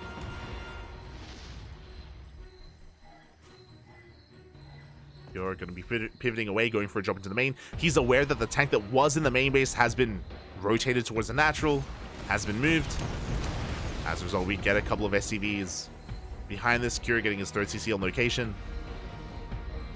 And Bjorn is just being pulled apart. Oh my god. More SCVs going down. The tank can't catch up. It's trying. Ay, ay, ay. Running circles around the tanks of Bjorn here as 9 SCVs, 10, 11 go down. Finally, the tank can siege. And GG gets called. It's just far too much damage. And Cure takes the series 2-0. Advancing on into the semifinals. GG. Oh my god. GG, well played. Cure will take it 2-0 here, eliminating Bjorn from the tournament. Actually, 2 days in a row. I mean, I say 2 days in a row. Last night in Kung Fu Cup, we saw a similar story. Bjorn did take Cure to the ace match, but Cure was able to shut him down last night. And here in ESL Asia, we saw something similar as well. Yeah, GG. I was a little bit surprised to see Bjorn go for the biotank style instead, especially considering that Cure, he's actually very fond of the new Cyclone. It feels that way. Whether it's TVT or TVZ, Cure, he has been incorporating the new Cyclone quite a lot, and it has slowly, at least in Terran versus Terran, has slowly become more of the norm and is slowly becoming more meta as well to invest a little bit harder into them. As you can see, with tanks, you can defend definitely, but because we had Cyclones in conjunction with the Ravens as well, Cure, he was picking Bjorn apart, and yeah, just really impressive stuff there from our Korean Terran player. And with that, we are going to be getting into our next game. Yes, I have noticed that as well, actually. Nublar. I did notice, I think it was 2 weeks ago, we were casting, what were we casting? I think it was WTL. Because obviously Clem and Cure, they both play for Team Liquid. They're both on the same team. And they have been playing very similarly. I've noticed they have both been playing very similarly. I wonder if they've been practicing together or they just talk to each other and they like give each other advice. Which would be really cool because they are teammates. But I have noticed that as well. They've both been playing very similar styles, at least in TVT specifically. In the other matchups, a little bit less so. But yeah, it has been really interesting to see them in a way copy each other or learn from each other. I'm not sure if it's like a coincidence or if it's like intentional and they are working together. But it is something that we have noticed, which is cool, which is really cool to hear or really cool to see. GG. And yeah, with that, Cure advances on to the semifinals, and we are going to be getting ready for that. For the semis, it is going to be Cure versus Creator, followed by Oliveira versus Solar. Again, we followed Oliveira earlier in the week. He did take down Dark in the quarterfinals to make it to the semis. So Oliveira, he moves from one Zurich player to another, going up against Solar in the next round. We're going to be going on a short break. Just to get, same. Like I'm assuming that maybe that there is something going on with the two of them or not. It's hard to confirm. But yeah, we are going to be going on a short break. When we return, we are going to be getting into our semifinals, into Oliveira versus Solar and Cure versus Creator. See you soon. Take this moment to hydrate your Hydras, stretch your roaches, massage your Marines, drain your Disruptors, cuddle your Colossus, and do whatever you want. We'll be back in like 5 or so minutes. We'll be back.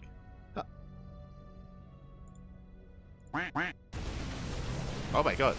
Immortal? Immortal? Gonna get Wait, taken out for free? What? No. It survived?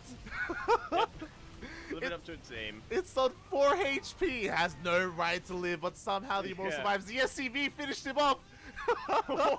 It's got 1 kill. The SCV killed the Immortal.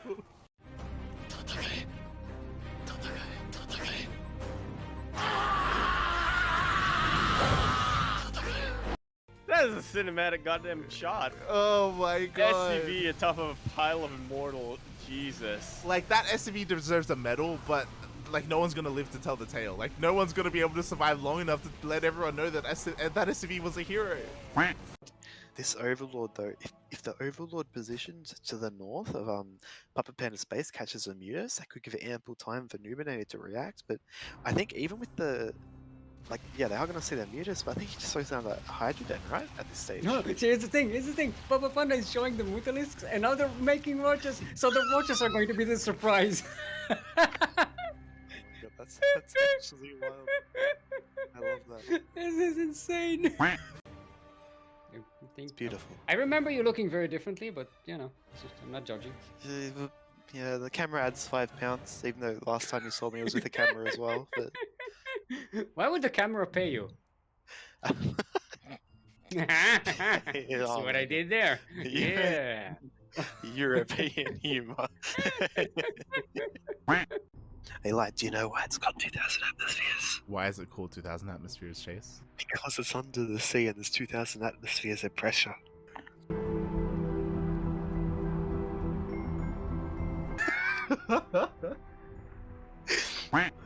But I believe they have their own like studio or like kind of complex where they have all their players rock up and stuff, and it's cool that they do support Ranger the way that they do. Yeah, a lot of the C players, it's cool that they were able to find that support. Yep, little community but very tight knit. It's the best. I love you, light. I wasn't expecting that.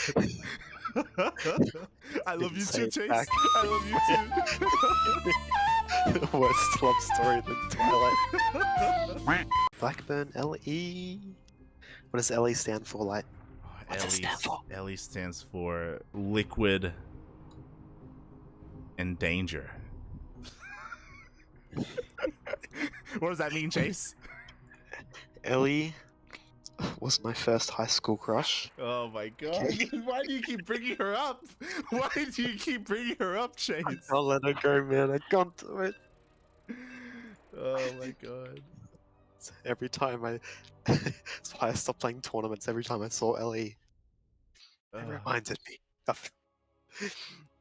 But yes, Blackburn, ladder edition, Shaking my head, mate. Shaking my head. This Ellie guy, edition. this guy thinks it's ladder edition. Mate. Oh my. I was maxed out, but I Yeah, didn't we know were what I both was hitting.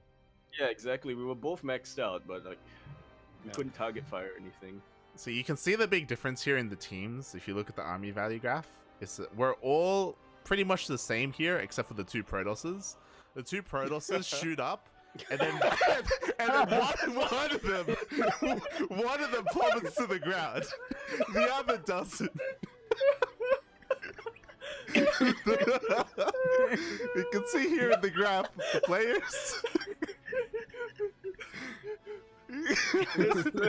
Senator, I would like you to, Mr. Judge, I would like you to notice that you Exhibit number 1. What is the opposite of stong? You see, I it's had a going bigger up, army. just in the wrong way. Yeah.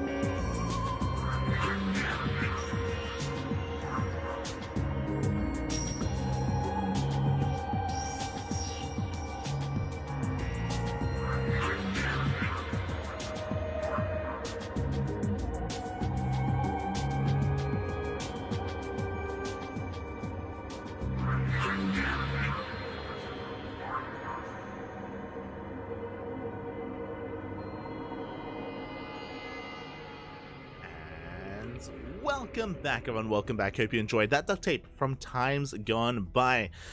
As we have wrapped up the quarterfinals and we are here in the semi-finales. Here we go. We're going to be following Cure. He just took down Beyond 2-0, and now he's up against Creator in a TVP. And Creator, someone who I haven't been able to cast enough of recently. We used to cast him all the time, but in this new patch, we've been missing him. We've been casting a little bit of his PvP, but I'm curious where his PvT does stand as well, as he's up against someone who's been on fire recently. Again, last night in Kung Fu Cup, Cure was our champion. He was our Kung Fu Cup champion, taking down Beyond, taking down Clem in the finals as well. He even took down Oliveira. Cure's been popping off. He has been popping off, especially in TVT. I mean, Cure, he won last night off of purely his TVT, actually, taking out Oliveira, Bjorn, and Clem. But what about his PvT? That is the question. For a long time, Cure, everyone has been looking at him for kind of guidance in Protoss versus Terran, or in Terran versus Protoss even. Cure arguably has had the best TVP in the world, especially last season. This season, we're still it feels like we're still settling into it, and yeah, we'll see how well Cure can keep up with everyone else as we're loading into game 1. Gonna be on Oceanborn. Here we go. Likewise, Creator, he's had his thoughts about this matchup. He's been very vocal about PvT. We love him though, man. We love him. He's wholesome, very wholesome. And here we go. We're getting into this and spawning in the top left-hand corner of Oceanborn. We have the South Korean Protoss player, the Red Protoss, representing Club NV. It is Creator. And spawning in the bottom right-hand corner, we have his opponents. We have the South Korean Terran, representing Team Liquid. It is Kyo.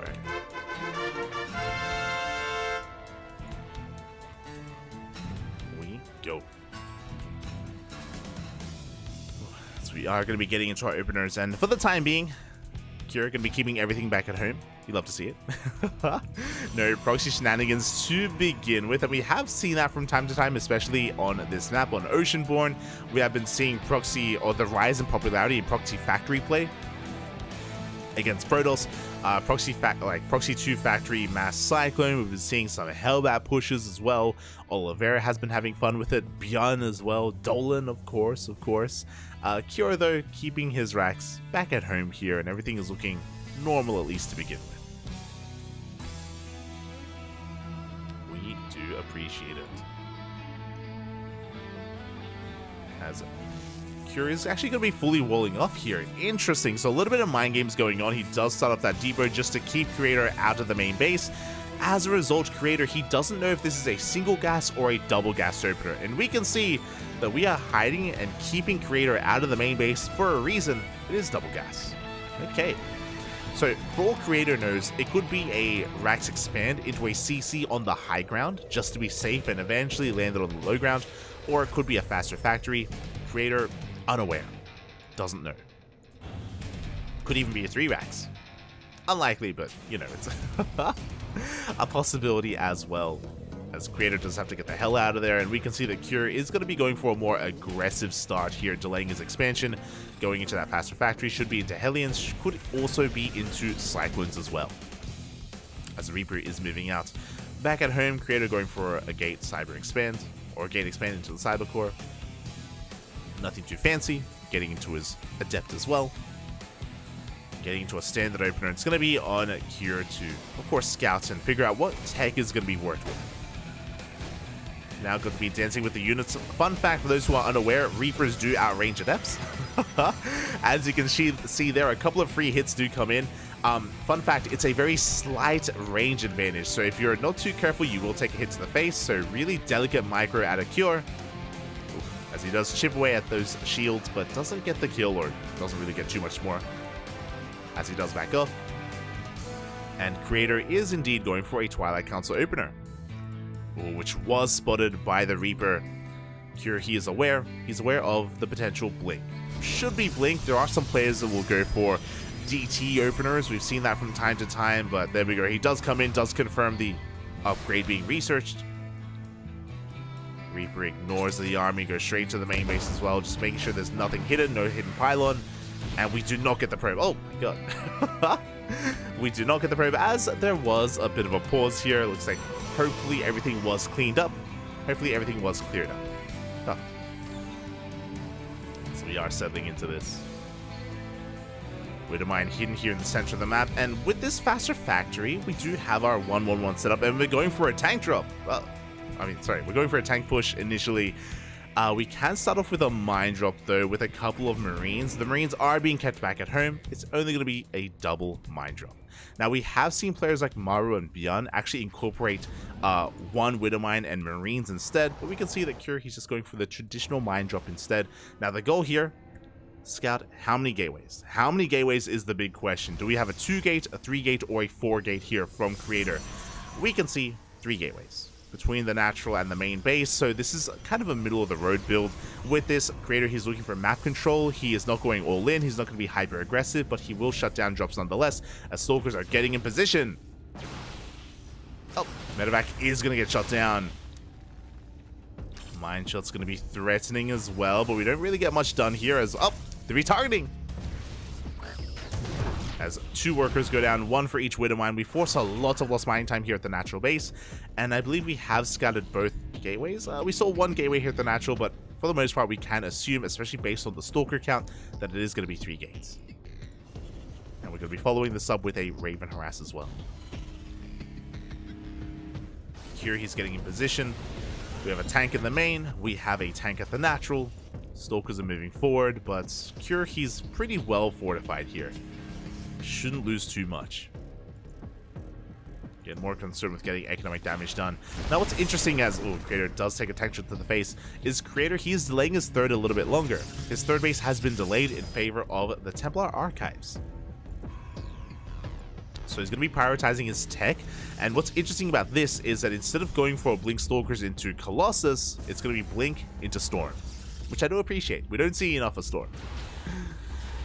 Colossus are more of the meta, the standard way to play this out. Said we're going to have Archons and High Templar. So Stalkers are forced out. And getting some damage done, trading with some of the Marines, not losing any of these Stalkers. That's what's important. And there we go, Storm is being rushed out. It's a very delicate way to play for Creator. There's a lot of power in Storm as Auto Tartaras comes in, and we do focus down 3, 4, oh my god, 4 probes. But it's very delicate, as you can imagine. The High Templar themselves are very fragile units. And if the Storm does miss, I mean, you don't have any more consistent splash damage. No consistent AoE. So we try to pick up a couple of SCVs here. Don't quite get many, if any. So far, Cure doing a great job keeping up with the harassment of Creator. Working towards his third CC. His third CC is quite fast, actually, compared to what we usually see.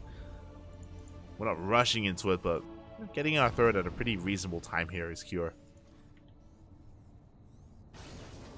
Working on that next step. At the same time, sneaking out that double drop. Meanwhile, Creator, he has a splash damage, and we are going to be going, or we could even go for some High Templar Storm drops. Oh. As we have four High Templar in that War Prism. Double drop going to be coming in. We have a bit of a gateway explosion as well. We're going up to 8 gates. Charge is finishing up. We're not taking our gases at the third base, and here comes that drop. Going to the natural, not much in position, but we do have some storms. Ooh, we do have to use them. Big storm here on the Metamax. Raven comes in as well. The drop, it does come back in. Ooh, not quite worth it though. One Metavac goes down. Big feedback. At the same time, a mine drop towards that third has been spotted by Creator. Does warp in a couple of Stalkers. So far, Creator, he is holding on. The Raven did survive. Amidst all of this, Cure is expanding. Again, this drop play is just keeping Creator pinned back at home. And he's taking up even further. We have gases being taken. Forge on the way for +1. Creator also kind of embracing a later game. As I say that the army is moving out, drops though are going to be threatening the bases of Creator. Does Cure have enough to defend? Does catch a couple of zealots before the main army does arrive. Meanwhile, the drops come in. 5 workers go down in the main. But we still have storms. Still have those storms available. Another mine drop into the natural as well. More probes going down. We do not have disable. We have an anti-armor missile. Big connection. We have to back off. We cannot engage. We cannot push in. Creator, he's just rushing back home. Winter mines have been dealt with, thankfully. The Creator was not all in. Remember, he was taking extra gases, was taking up towards +1, and there's that 4th base on the way. A very bold 4th. It is very far forward. The center base is very exposed. But he's going for it. Trying to catch this medevac. It looks like he will. Oh! Medevac does go down. And we were talking about storm drops. We were theorizing storm drops earlier. It's coming. The drop right into the natural. Ghost Academy's done. Ghosts are on the way. Up! Massive storms into the mineral line, and 9-11 SCVs go down. Big connections. Creator catching up when it comes to the economy. He was behind. But now, catching up. Even taking, an economic lead here. Stalkers are going to be threatening a counterattack. We are pretty heavily fortified here, though. We have bunkers, turrets, tanks. But Cure, he moves out. Move out has been spotted. At the same time, Cure going to be threatening it. Sorry, Creator threatening his own counterattack as well. slow Cure down for a moment. The army hasn't spotted Creator racing back home. A lot of this will come down to the EMPs and the storms. We are diversifying our splash damage. That's 2 more robos on the way. 3 robos in total. We can make 3 disruptors at a time. So far, we only have 1. We scan the 4th. We see the army is missing.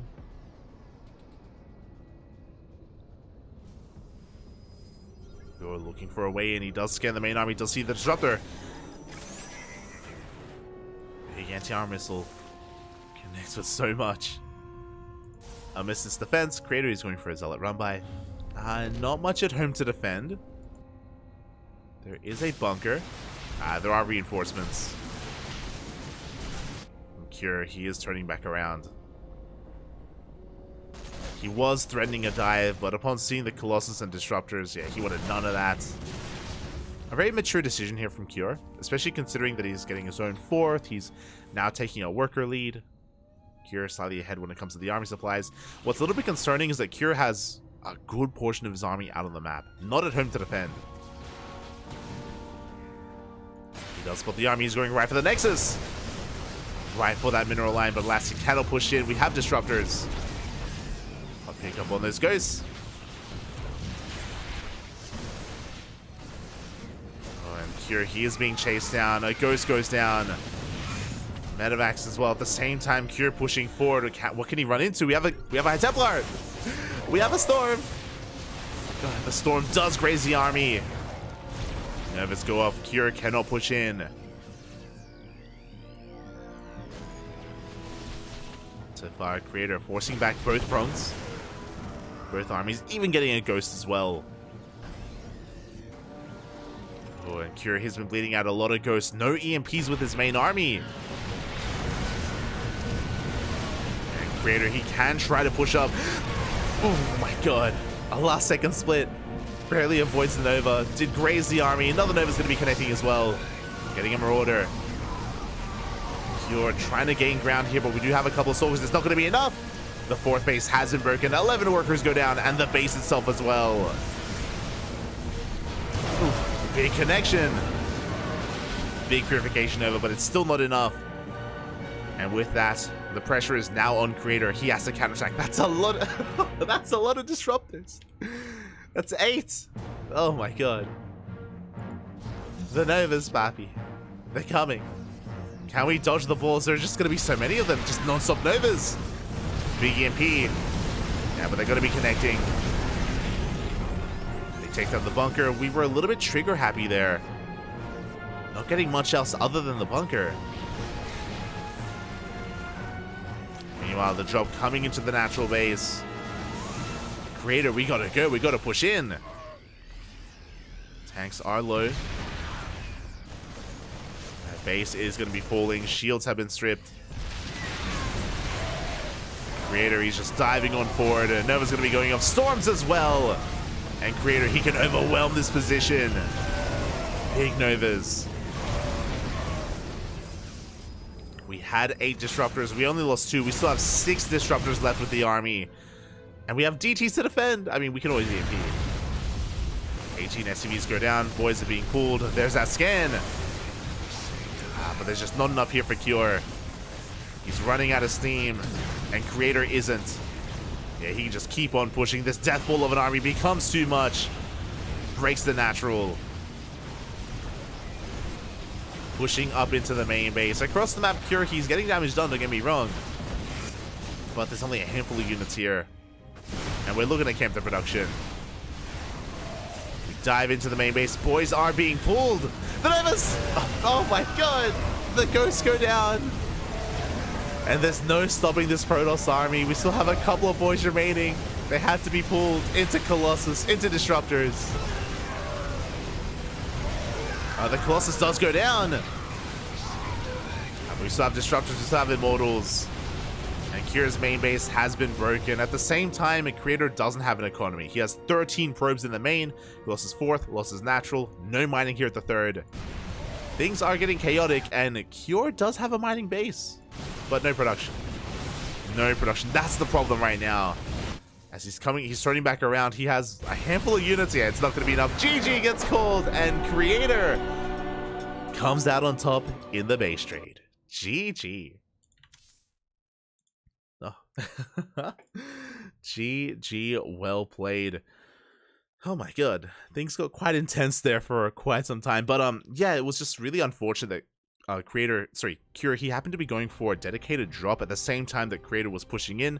Cure did a great job at sniping the fourth, if you remember, the center base, but it just forced the all-in. It forced the all-in out of Creator, and Cure just wasn't ready for it. He had 2 tanks back at home, 0 ghosts. Remember, he lost his ghost as he was rushing back home with his kind of drop play on the right hand side, and his only ghosts were across the map. They weren't with the main army, so that was just such a awkward and really unfortunate position for Cure to try to defend without EMPs, with only a handful of tanks, and having a lot of his supply dedicated across the map instead.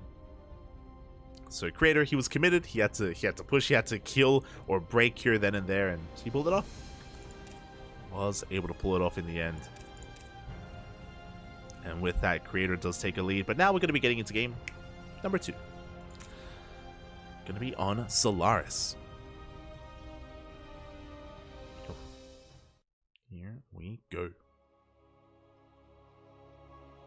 And again, I always do appreciate a Protoss player that goes Storm first instead of Colossus. It's very unique. Doesn't happen too often. I know Hero does it from time to time. Creator, of course, as well. Most players, they rely solely on their their Colossus, eventually into Disruptors. Just a little bit different. And here we go. We're getting into this, and spawning in the top right-hand corner of Solaris, we have the South Korean Protoss. The red Protoss, representing Club NV. It is Creator. And spawning in the bottom left-hand corner, we have as opponent, we have the South Korean Terran, representing Team Liquid, down in the series, but not out. It is Cure.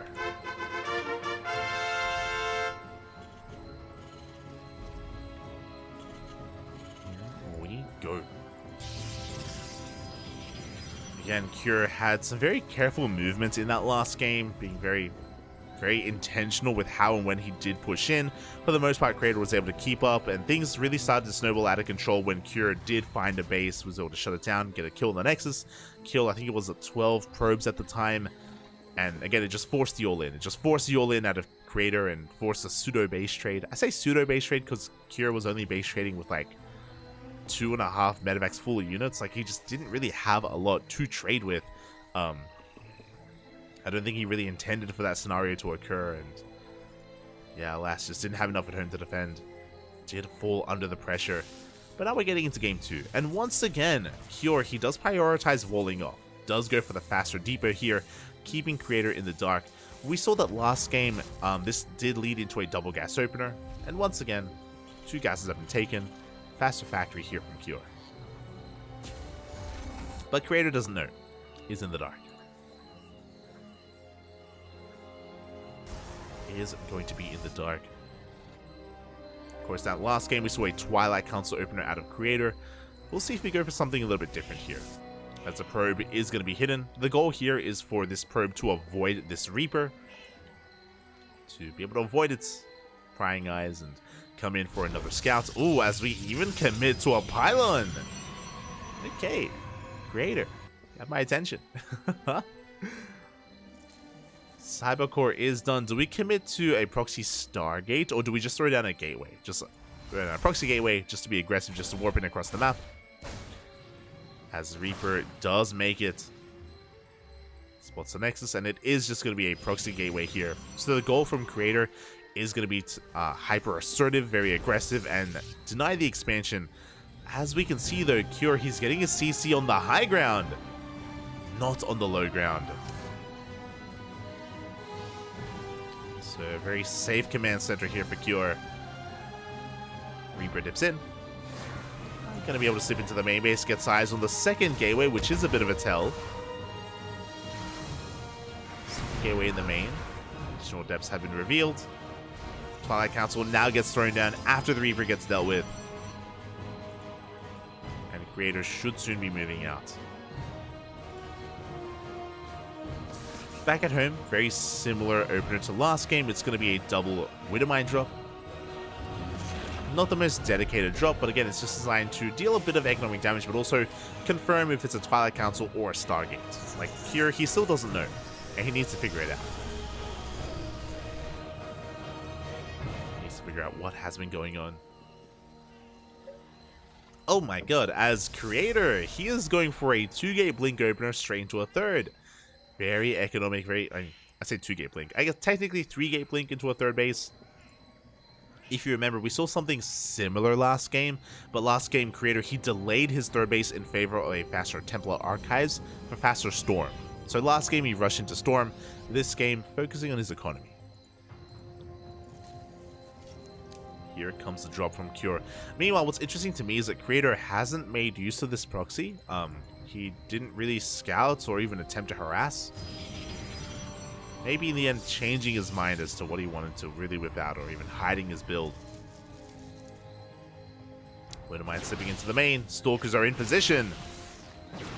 First Widowmine will burrow though, getting 1 probe kill. And we have the second Widowmine here at the natural. We actually don't go for the drop though. We're going to be keeping it here in the main. Waiting for an opportune moment. And creator will get away with a better economy. Now, what's important here is that Cure did see the Twilight Council. He's aware of Blink. He is aware of Blink that's on the way. Behind this, getting into the rest of his production. Should be working towards a 3-1-1 setup. 2 more Raxes on the way. Raven production, and we're getting to earlier tanks as well. Just to be safe and secure. Here, he also only saw 2 of those gateways, didn't see an extra gateway here at the natural, so he should be aware of the faster expansion. Once the Raven is moving out, does come across a Stalker, and is going to be taking some hits. Yeah, creator, he does just react to it, pulling his Stalkers from across the map. Ooh, and that is a pretty massive gateway explosion, actually. Auto turrets are thrown down, but creator, he's going for what looks to be a big 3-base all-in. This is 8 gates. 5 gateways are on the way, 3 gateways are done. Charge in production, we have a War Prism on the way, and we haven't taken additional gases. We haven't gone into a forge, but there is some splash damage. Okay. I was like, where's the storm? Where's the Colossus? We now have it on the way.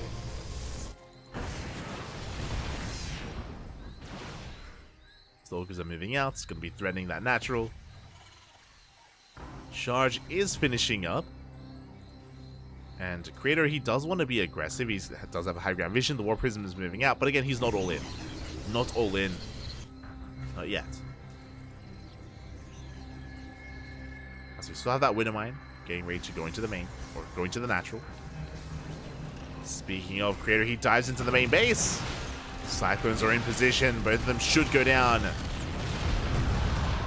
Tanks, they do keep up here with the movement of creator. And outside of the Cyclones, can we get much else? We get 2 SCVs. Oh, as we do dive onto the low ground. And oh, the juggling! The medevac survives. The tank survives as well. Cure, he was trying to read the shots on the tank, but instead they went for the medevac. The medevac still survived nonetheless. And Cure does force creator back. Aye, aye, aye. Here comes that mine drop. Oh! Could be connecting only with an adept. Meanwhile, Raven slips into the main base, gets eyes on the base, sees that Colossus production should be underway, as he does see it researching. He is aware of Extend Thermal Lance. Here comes the army of Cure. Now, creator, he does have a pretty terrifying army. He's got... Well, we do have a Zealot Rabbi coming in. But he's got a Colossus, he's got plenty of Chargelets as well. He does have a Spotter Stalker. Zealot Rabbi did run into the army. And Cure setting up a Doom Drop, actually. Okay, instead of going for the push towards the third base, dropping into the main. At the same time, a Widowmine drop making its way towards that natural. And could we go for the Bay? We're going for it! And Extendable Land still on the way, still in production, and it's going to be denied. It's going to be shut down at the same time as Zilla run back across the map, but we have reinforcements. Zells, they won't find too much damage. We pick up, we get the hell out of there. At the same time, the Mind Jump coming into the natural. And Creator, can he keep up? Oh, he can. Does pull back in time. As I say that, 6 probes do go down. Drop still threatening that main base. We do have the main army going to be backing off. We're not going to be committing. More mines hit the third. We drop back into the main. But there's a Colossus waiting for them. The Raven goes down. Bit of an ill-advised drop here from Cure. But regardless, he gets his fourth. Sorry, he gets his third. His third is up and running. Going to be able to land on location. Even though Cure has been stuck on 2 bases this entire time, he has been making SCVs and he's now taking his third, which is going to be spotted by this observer. At the same time, though, Creator taking his fourth. Other drops, have they been spotted? Oh my god, he sees! He does see, he does notice. At the same time, Zealot run by, slipping into the natural. The drops to escape. And Creator pushing towards the third, and there is nothing here, and he knows it. There's 2 tanks on the high ground, but that's all there is. We could end up another weird base trade. We have an army pushing towards the third. We have a drop into the natural. The third base of Cure is gonna go down. But I don't think Cure cares. He's pushing with the High Templar. No storms available. No storms, no Archons. Overcharge is popped. And Cure, he's breaking this third base. Hiding against these cells. It looks like we have recalled back home. We recalled back to the natural. And this drop is finally going to get cleaned up. But he wants a Colossus. Good juggling out of Creator, keeps it alive. Meanwhile, at the same time, the drop finally comes in towards the 4th base. Creator being pulled apart, and this damage isn't game-ending necessarily, but it's enough to justify Cure losing some SCVs earlier, and oh my god, he's going to get a kill on the Nexus! No shot. He gets a kill on the 4th base, 20 dead workers as well. And we've seen this before. Creator, is he just forced all in? Does he just have to push across the map? It's all or nothing for Creator. And Cure, the drop play just doesn't stop. We're just sending everything across the map. We do have 1 tank here on the high ground. Not much else. Yeah, we're just primed for a base trade. Meanwhile, the drop play doesn't stop. Once again, the mine shots, they get reset. Yeah, and Cure, he evacuates his third. Gives up on it. Has to try to hold on to his main instead. Drops are coming in. Is there a world? Can we even win by elimination? Can we? As Cure gives up his natural. There's no holding on to it. We've got to evacuate. We have the ramp though. Oh my god, massive tank shots go off. It's only 1 tank, but it does so much. GG gets called. There's no pushing up the ramp. And Cure ties up the series 1-1. GG. Oh my god. GG, well played. Cure is going to be forcing the ace match. Very similar to the last game where Cure, he was avoiding the main fight. He was avoiding a head-on confrontation, instead just going for mass drop play, just constant harass, crippling the economy, picking apart his opponents, denying extendable lands. That's probably a big moment as well. Denying those upgrades, sniping bases, eventually just forcing the all-in, forcing the hand of Creator. And this time, Cure was ready for it. He wasn't ready for it in game 1, but here in game 2, he was more than prepared. Or just willing to just, again, give up his third, give up his natural, hold on to the main. Really good stuff. And now we're going all the way to game number 3. Game número 3.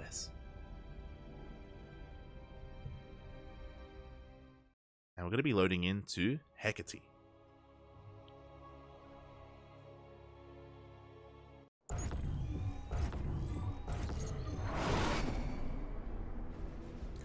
And spawning in the top right-hand corner of Hecate, we have the South Korean Protoss player being forced into the ace match. Representing Club NV, it is Creator. And spawning In the bottom left-hand corner, we have the South Korean Terran representing Team Liquid, forcing the ace match. It is Cure.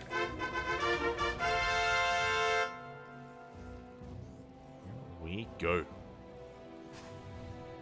Here he has been going for the same opener so far, every game, going for the double gas into the mine drop, and we'll see if he does the same here. We'll see if he does deny the scout like he has been doing so very consistently throughout this entire series. Likewise, we'll see how Creator does divert his plans as well. Something important to bear in mind is that last game, Creator did have a shaky start, did have a fast third, that is true, but remember, he went for a proxy gateway, a gateway that he didn't really make use of, and that third gateway didn't really come into play when it comes to defending against aggression or anything like that. Cure was going for drop play, but Creator, he was doing a good job reacting to it anyway. Feels like that 3-gate play didn't really pay off for Creator and slowed him down more than anything. As once again, we do have that probe scout, and once again, we do have a full wall off here at the main base. This is something very unique to some of the Korean Terrans. I don't think Clem does this, but I know that Maru and Cure do. They hyperfixate here on just delaying the scout, or denying the scout, I should say. They're more concerned about just keeping the Protoss in the dark. It is technically inefficient, but again, it's a way to just keep your opponent guessing as to what is going on, and that's something that they value more.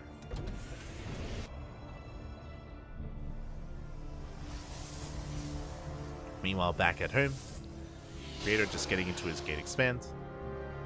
Do his cyber, of course. Getting into the swing of things. And we may see a deviation here from Cure.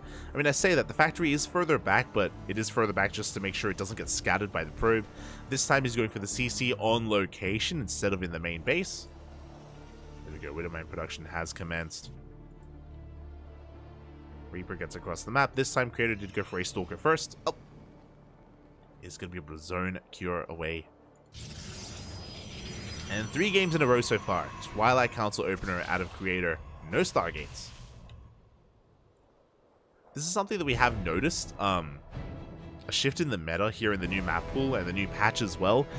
Phoenix Colossus isn't anywhere near as popular as it once was. We see it every now and then, but yeah, even recently, even players like Max Pax, even players like Skillus, or you know, Heroes and Classics, of course, yeah, they've been shying away from it. Every now and then they whip it out, but yeah, not as much as they used to. It isn't as common or prevalent that it used to be, which I appreciate. I think a lot of people, especially Terran players, were kind of sick of Phoenix Colossus. It was the standard for a very long time, and you can still argue that it is, but yeah, not as popular. As the Reaper is going to be zoned away. Oh, does get shut down. Looking at the vision here, Cure, he did not see the Twilight Council, not aware of the tech, but did see the second and the third gateway here at the natural. Once again, it's going to be a 3-gate opener out of Creator. Very safe. With this, he should have plenty of Stalkers to work with. Widowmine drop is moving out, and it's going to be threatening those bases. Now, we'll see if Creator does, or what kind of splash damage he works towards. Game 1, he went into Fast Storm. Game 2, went into Colossus. Game 3, what do you have for us? As the drop does come in, Stalkers are in position. Only 2 of them, though. And the Widowmines are going to be able to borrow. Oh, they get a Stalker. Big pickup, actually. Okay, getting a Stalker, pretty worth it. As the Widowmines do waddle on forward, getting some scouting information, they fan out. We get eyes on the Twilight Council and the Robo at the natural. As the Widowmines eventually go down. Meanwhile, the Raven queuing up some auto turrets from across the map. You'd love to see it. Kira continuing his aggression. Behind this, getting to his 3-1-1 setup. Pretty standard stuff here from Cure. And again, he's fully aware of the Blink Storms.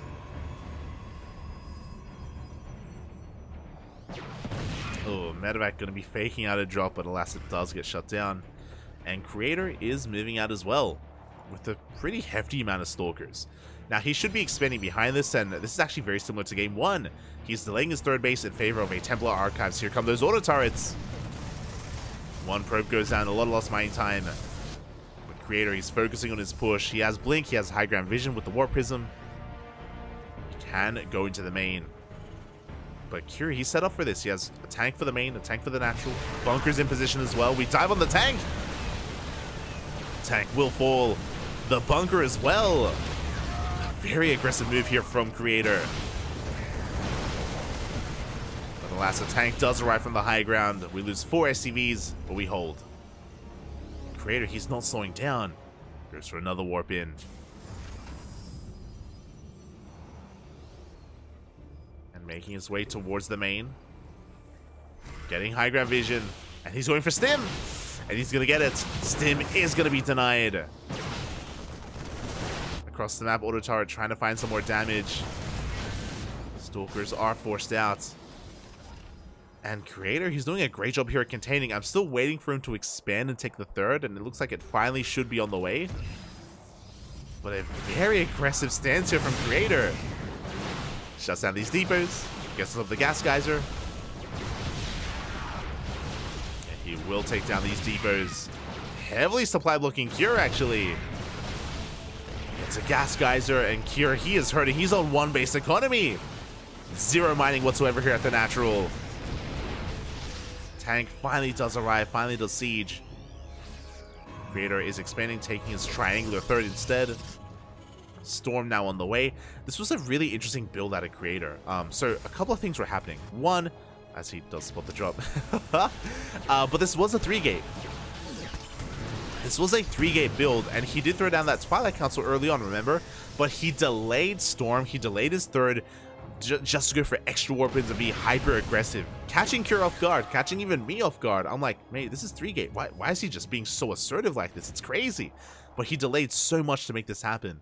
Now getting into Storm, now getting into his third. Was it worth it, though? That's the question. He did delay Stim. He reset the tank count, looking at the Unisol stat. He got 1 tank kill. 1 tank, got a couple of SVs, did deny a lot of mining time. I feel like that's maybe one of the more important things. Like, the economic damage that he dealt was pretty huge. But Stim is finishing up, and with the completion of Stim, Cure should be pushing out. He should be able to break free from his contain.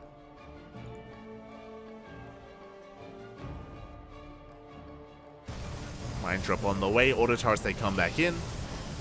Getting some more workers. Creator still does have an economic advantage. Phoning out his probes. Storm is done. We have how many High Templar? 3 High Templar here at the natural. Soon to be moving out. The Robotics Bay just finished to get into Colossus production. There we go. The first Colossi is on the way. Yeah, we're just getting into everything here. Depleted. Creator in a really damn good position, and Cure, there's a lot of pressure on him to fight back. He's throwing down the third TC. He is not going for a 2-base all-in. Going right into a Ghost Academy as well. Widow Mine Job going to be threatening these mineral lines. We have the Raven as well.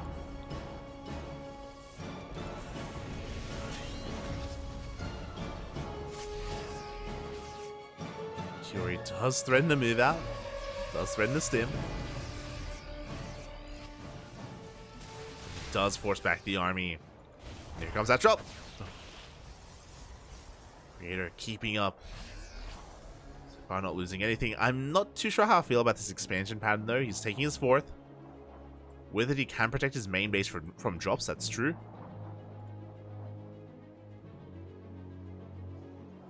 These bases are that much more exposed. You don't have the high ground that you otherwise would have here towards the left-hand side.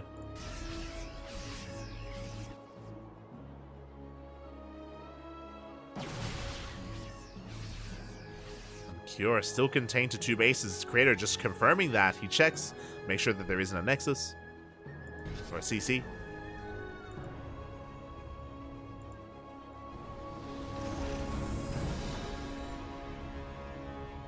Part of me was assuming that we were going to be seeing some High Templar Storm drops, but no, the High Templar are kept with the main army. The Colossus count slowly getting higher. Extended Thermal Lance is going to finish. We have a second Robo on the way for Disruptors. Creator looking pretty damn comfortable. And with his observer, he does have eyes on the army. He does see the third base now being taken.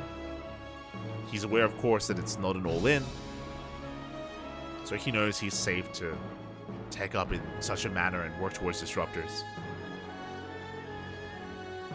Now, Creator, he doesn't have the best economic position here as the mine drop does slip in. Not getting a single shot off, though. Do you feel like Creator could have been a little bit greedier when it comes to pro production? As you can see here, he's actually not making workers. He's cutting workers at 70. Intentionally so. Here we go, he's now moving out. Observer has been spotted. Cure, he doesn't see this, by the way. He doesn't see the main army.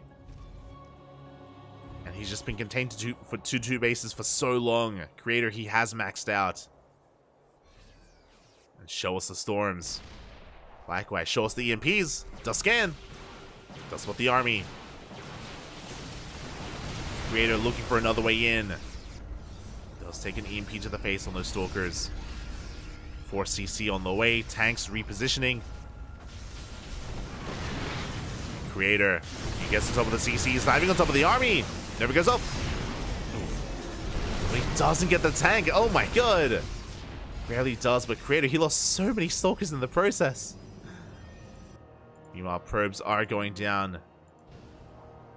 The mine drop towards the third, but Creator, I don't think he cares anymore. Again, he's just focusing on this push. It's all or nothing here for Creator. Mine shots are going off. Nova doesn't connect. But we still have those storms.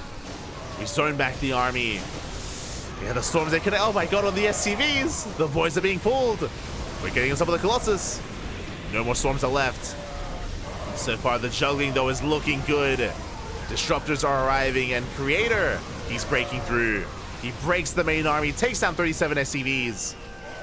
And Cure has nothing left. Only a handful of ghosts, a handful of marauders. He scans ahead of time, sees the base that isn't saturated, but Cure, he hasn't spotted the base on the right-hand side. He doesn't know. GG is going to get called, and Creator, he takes down Cure 2-1, advancing on to the grand finals. GG. Oh my god. GG, well played. A wild start to the game for Creator again. For him to go for a 3-gate opener, but to delay everything else, like delaying Storm, delaying his third base, just being hyper aggressive, very in the face of Cure, and achieving so much with it. He killed 11 SCVs, but he denied mining time, containing Cure to 1 base economy for some time as well, and getting so far ahead as a result. He had everything: Disruptors, Storm, Colossus, Archons. And yeah, he just snowballed out of control. Cure just too far behind from the opener, which is why I was a little bit shocked we didn't see a 2-base all-in. I'm a little bit shocked that he just didn't try to commit. I mean, I guess it's the ace match, so Cure was in a really rough position, and yeah, really well done. Really well done there by Creator. You know, catching Cure off guard and taking him in the end. With that, Creator is the first to advance on to the grand finals, where he's going to be waiting for the winner of the next series.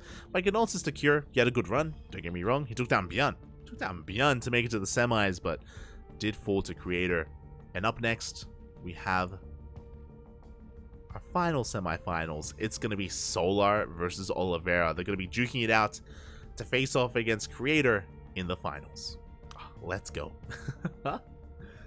Let us go. Now, for some context, as we get ready for this.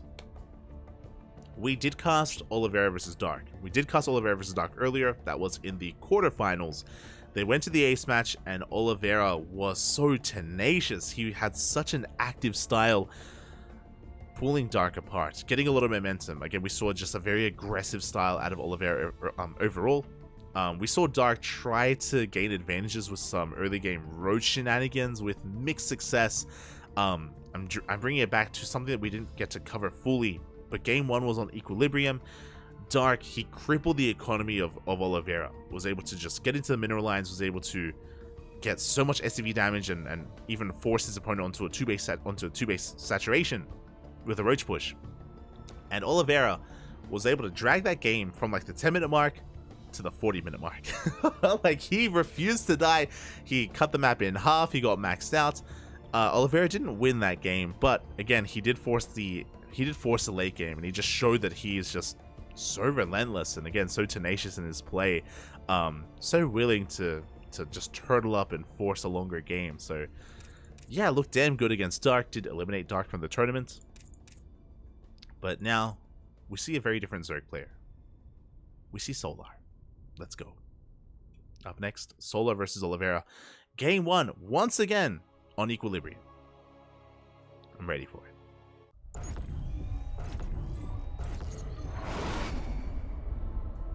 And spawning in the top left-hand corner of Equilibrium, we have our South Korean Zerg player, our most recent GSL champion representing Onside. It is Solar. And spawning in the top right-hand corner, we have as opponent, we have the Chinese Terran player, the Red Terran representing Dragon Kai Gaming. He just took down Dark. It is Oliveira.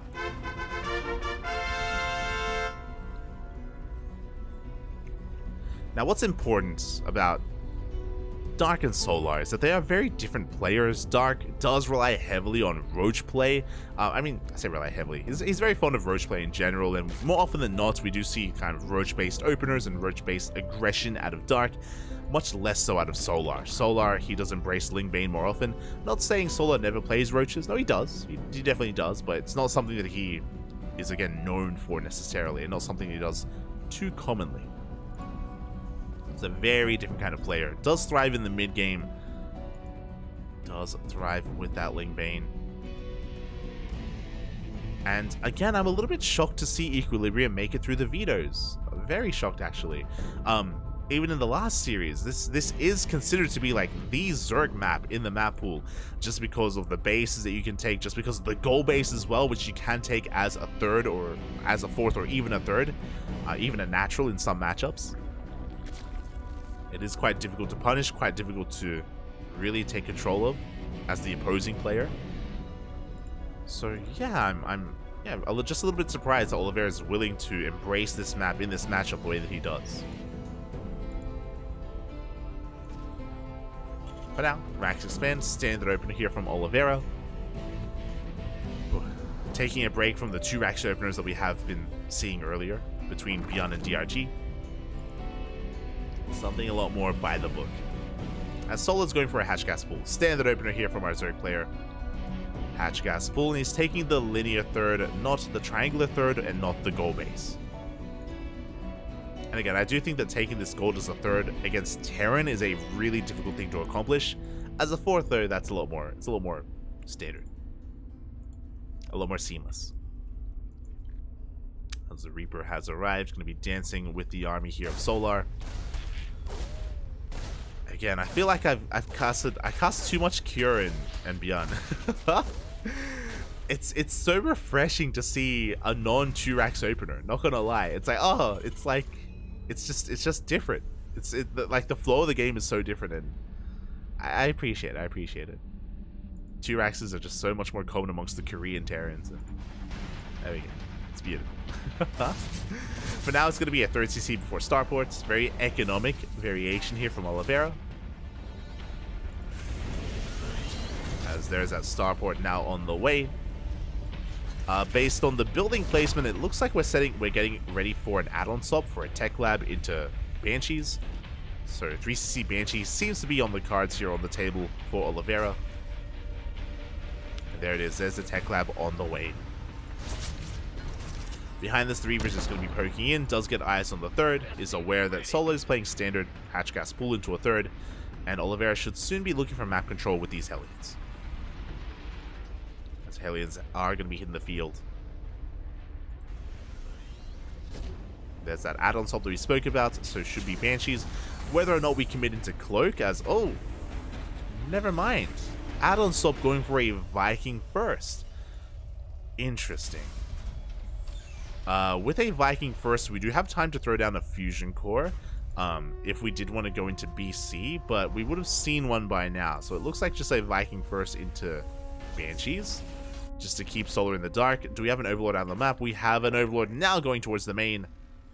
but is going to run into the Marine as well as the Viking.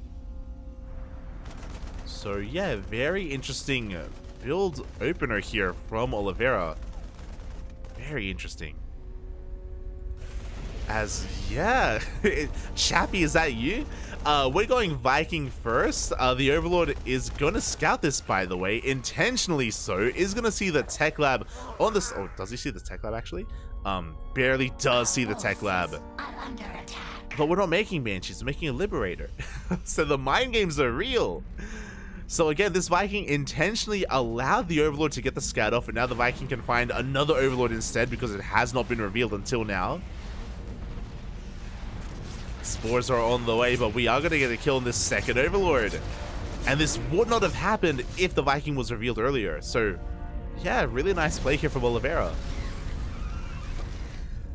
Very cheeky. Behind this, we're going into our add-on swap. Did we make the lib? We did. Liberator's on the way. Spores are repositioning.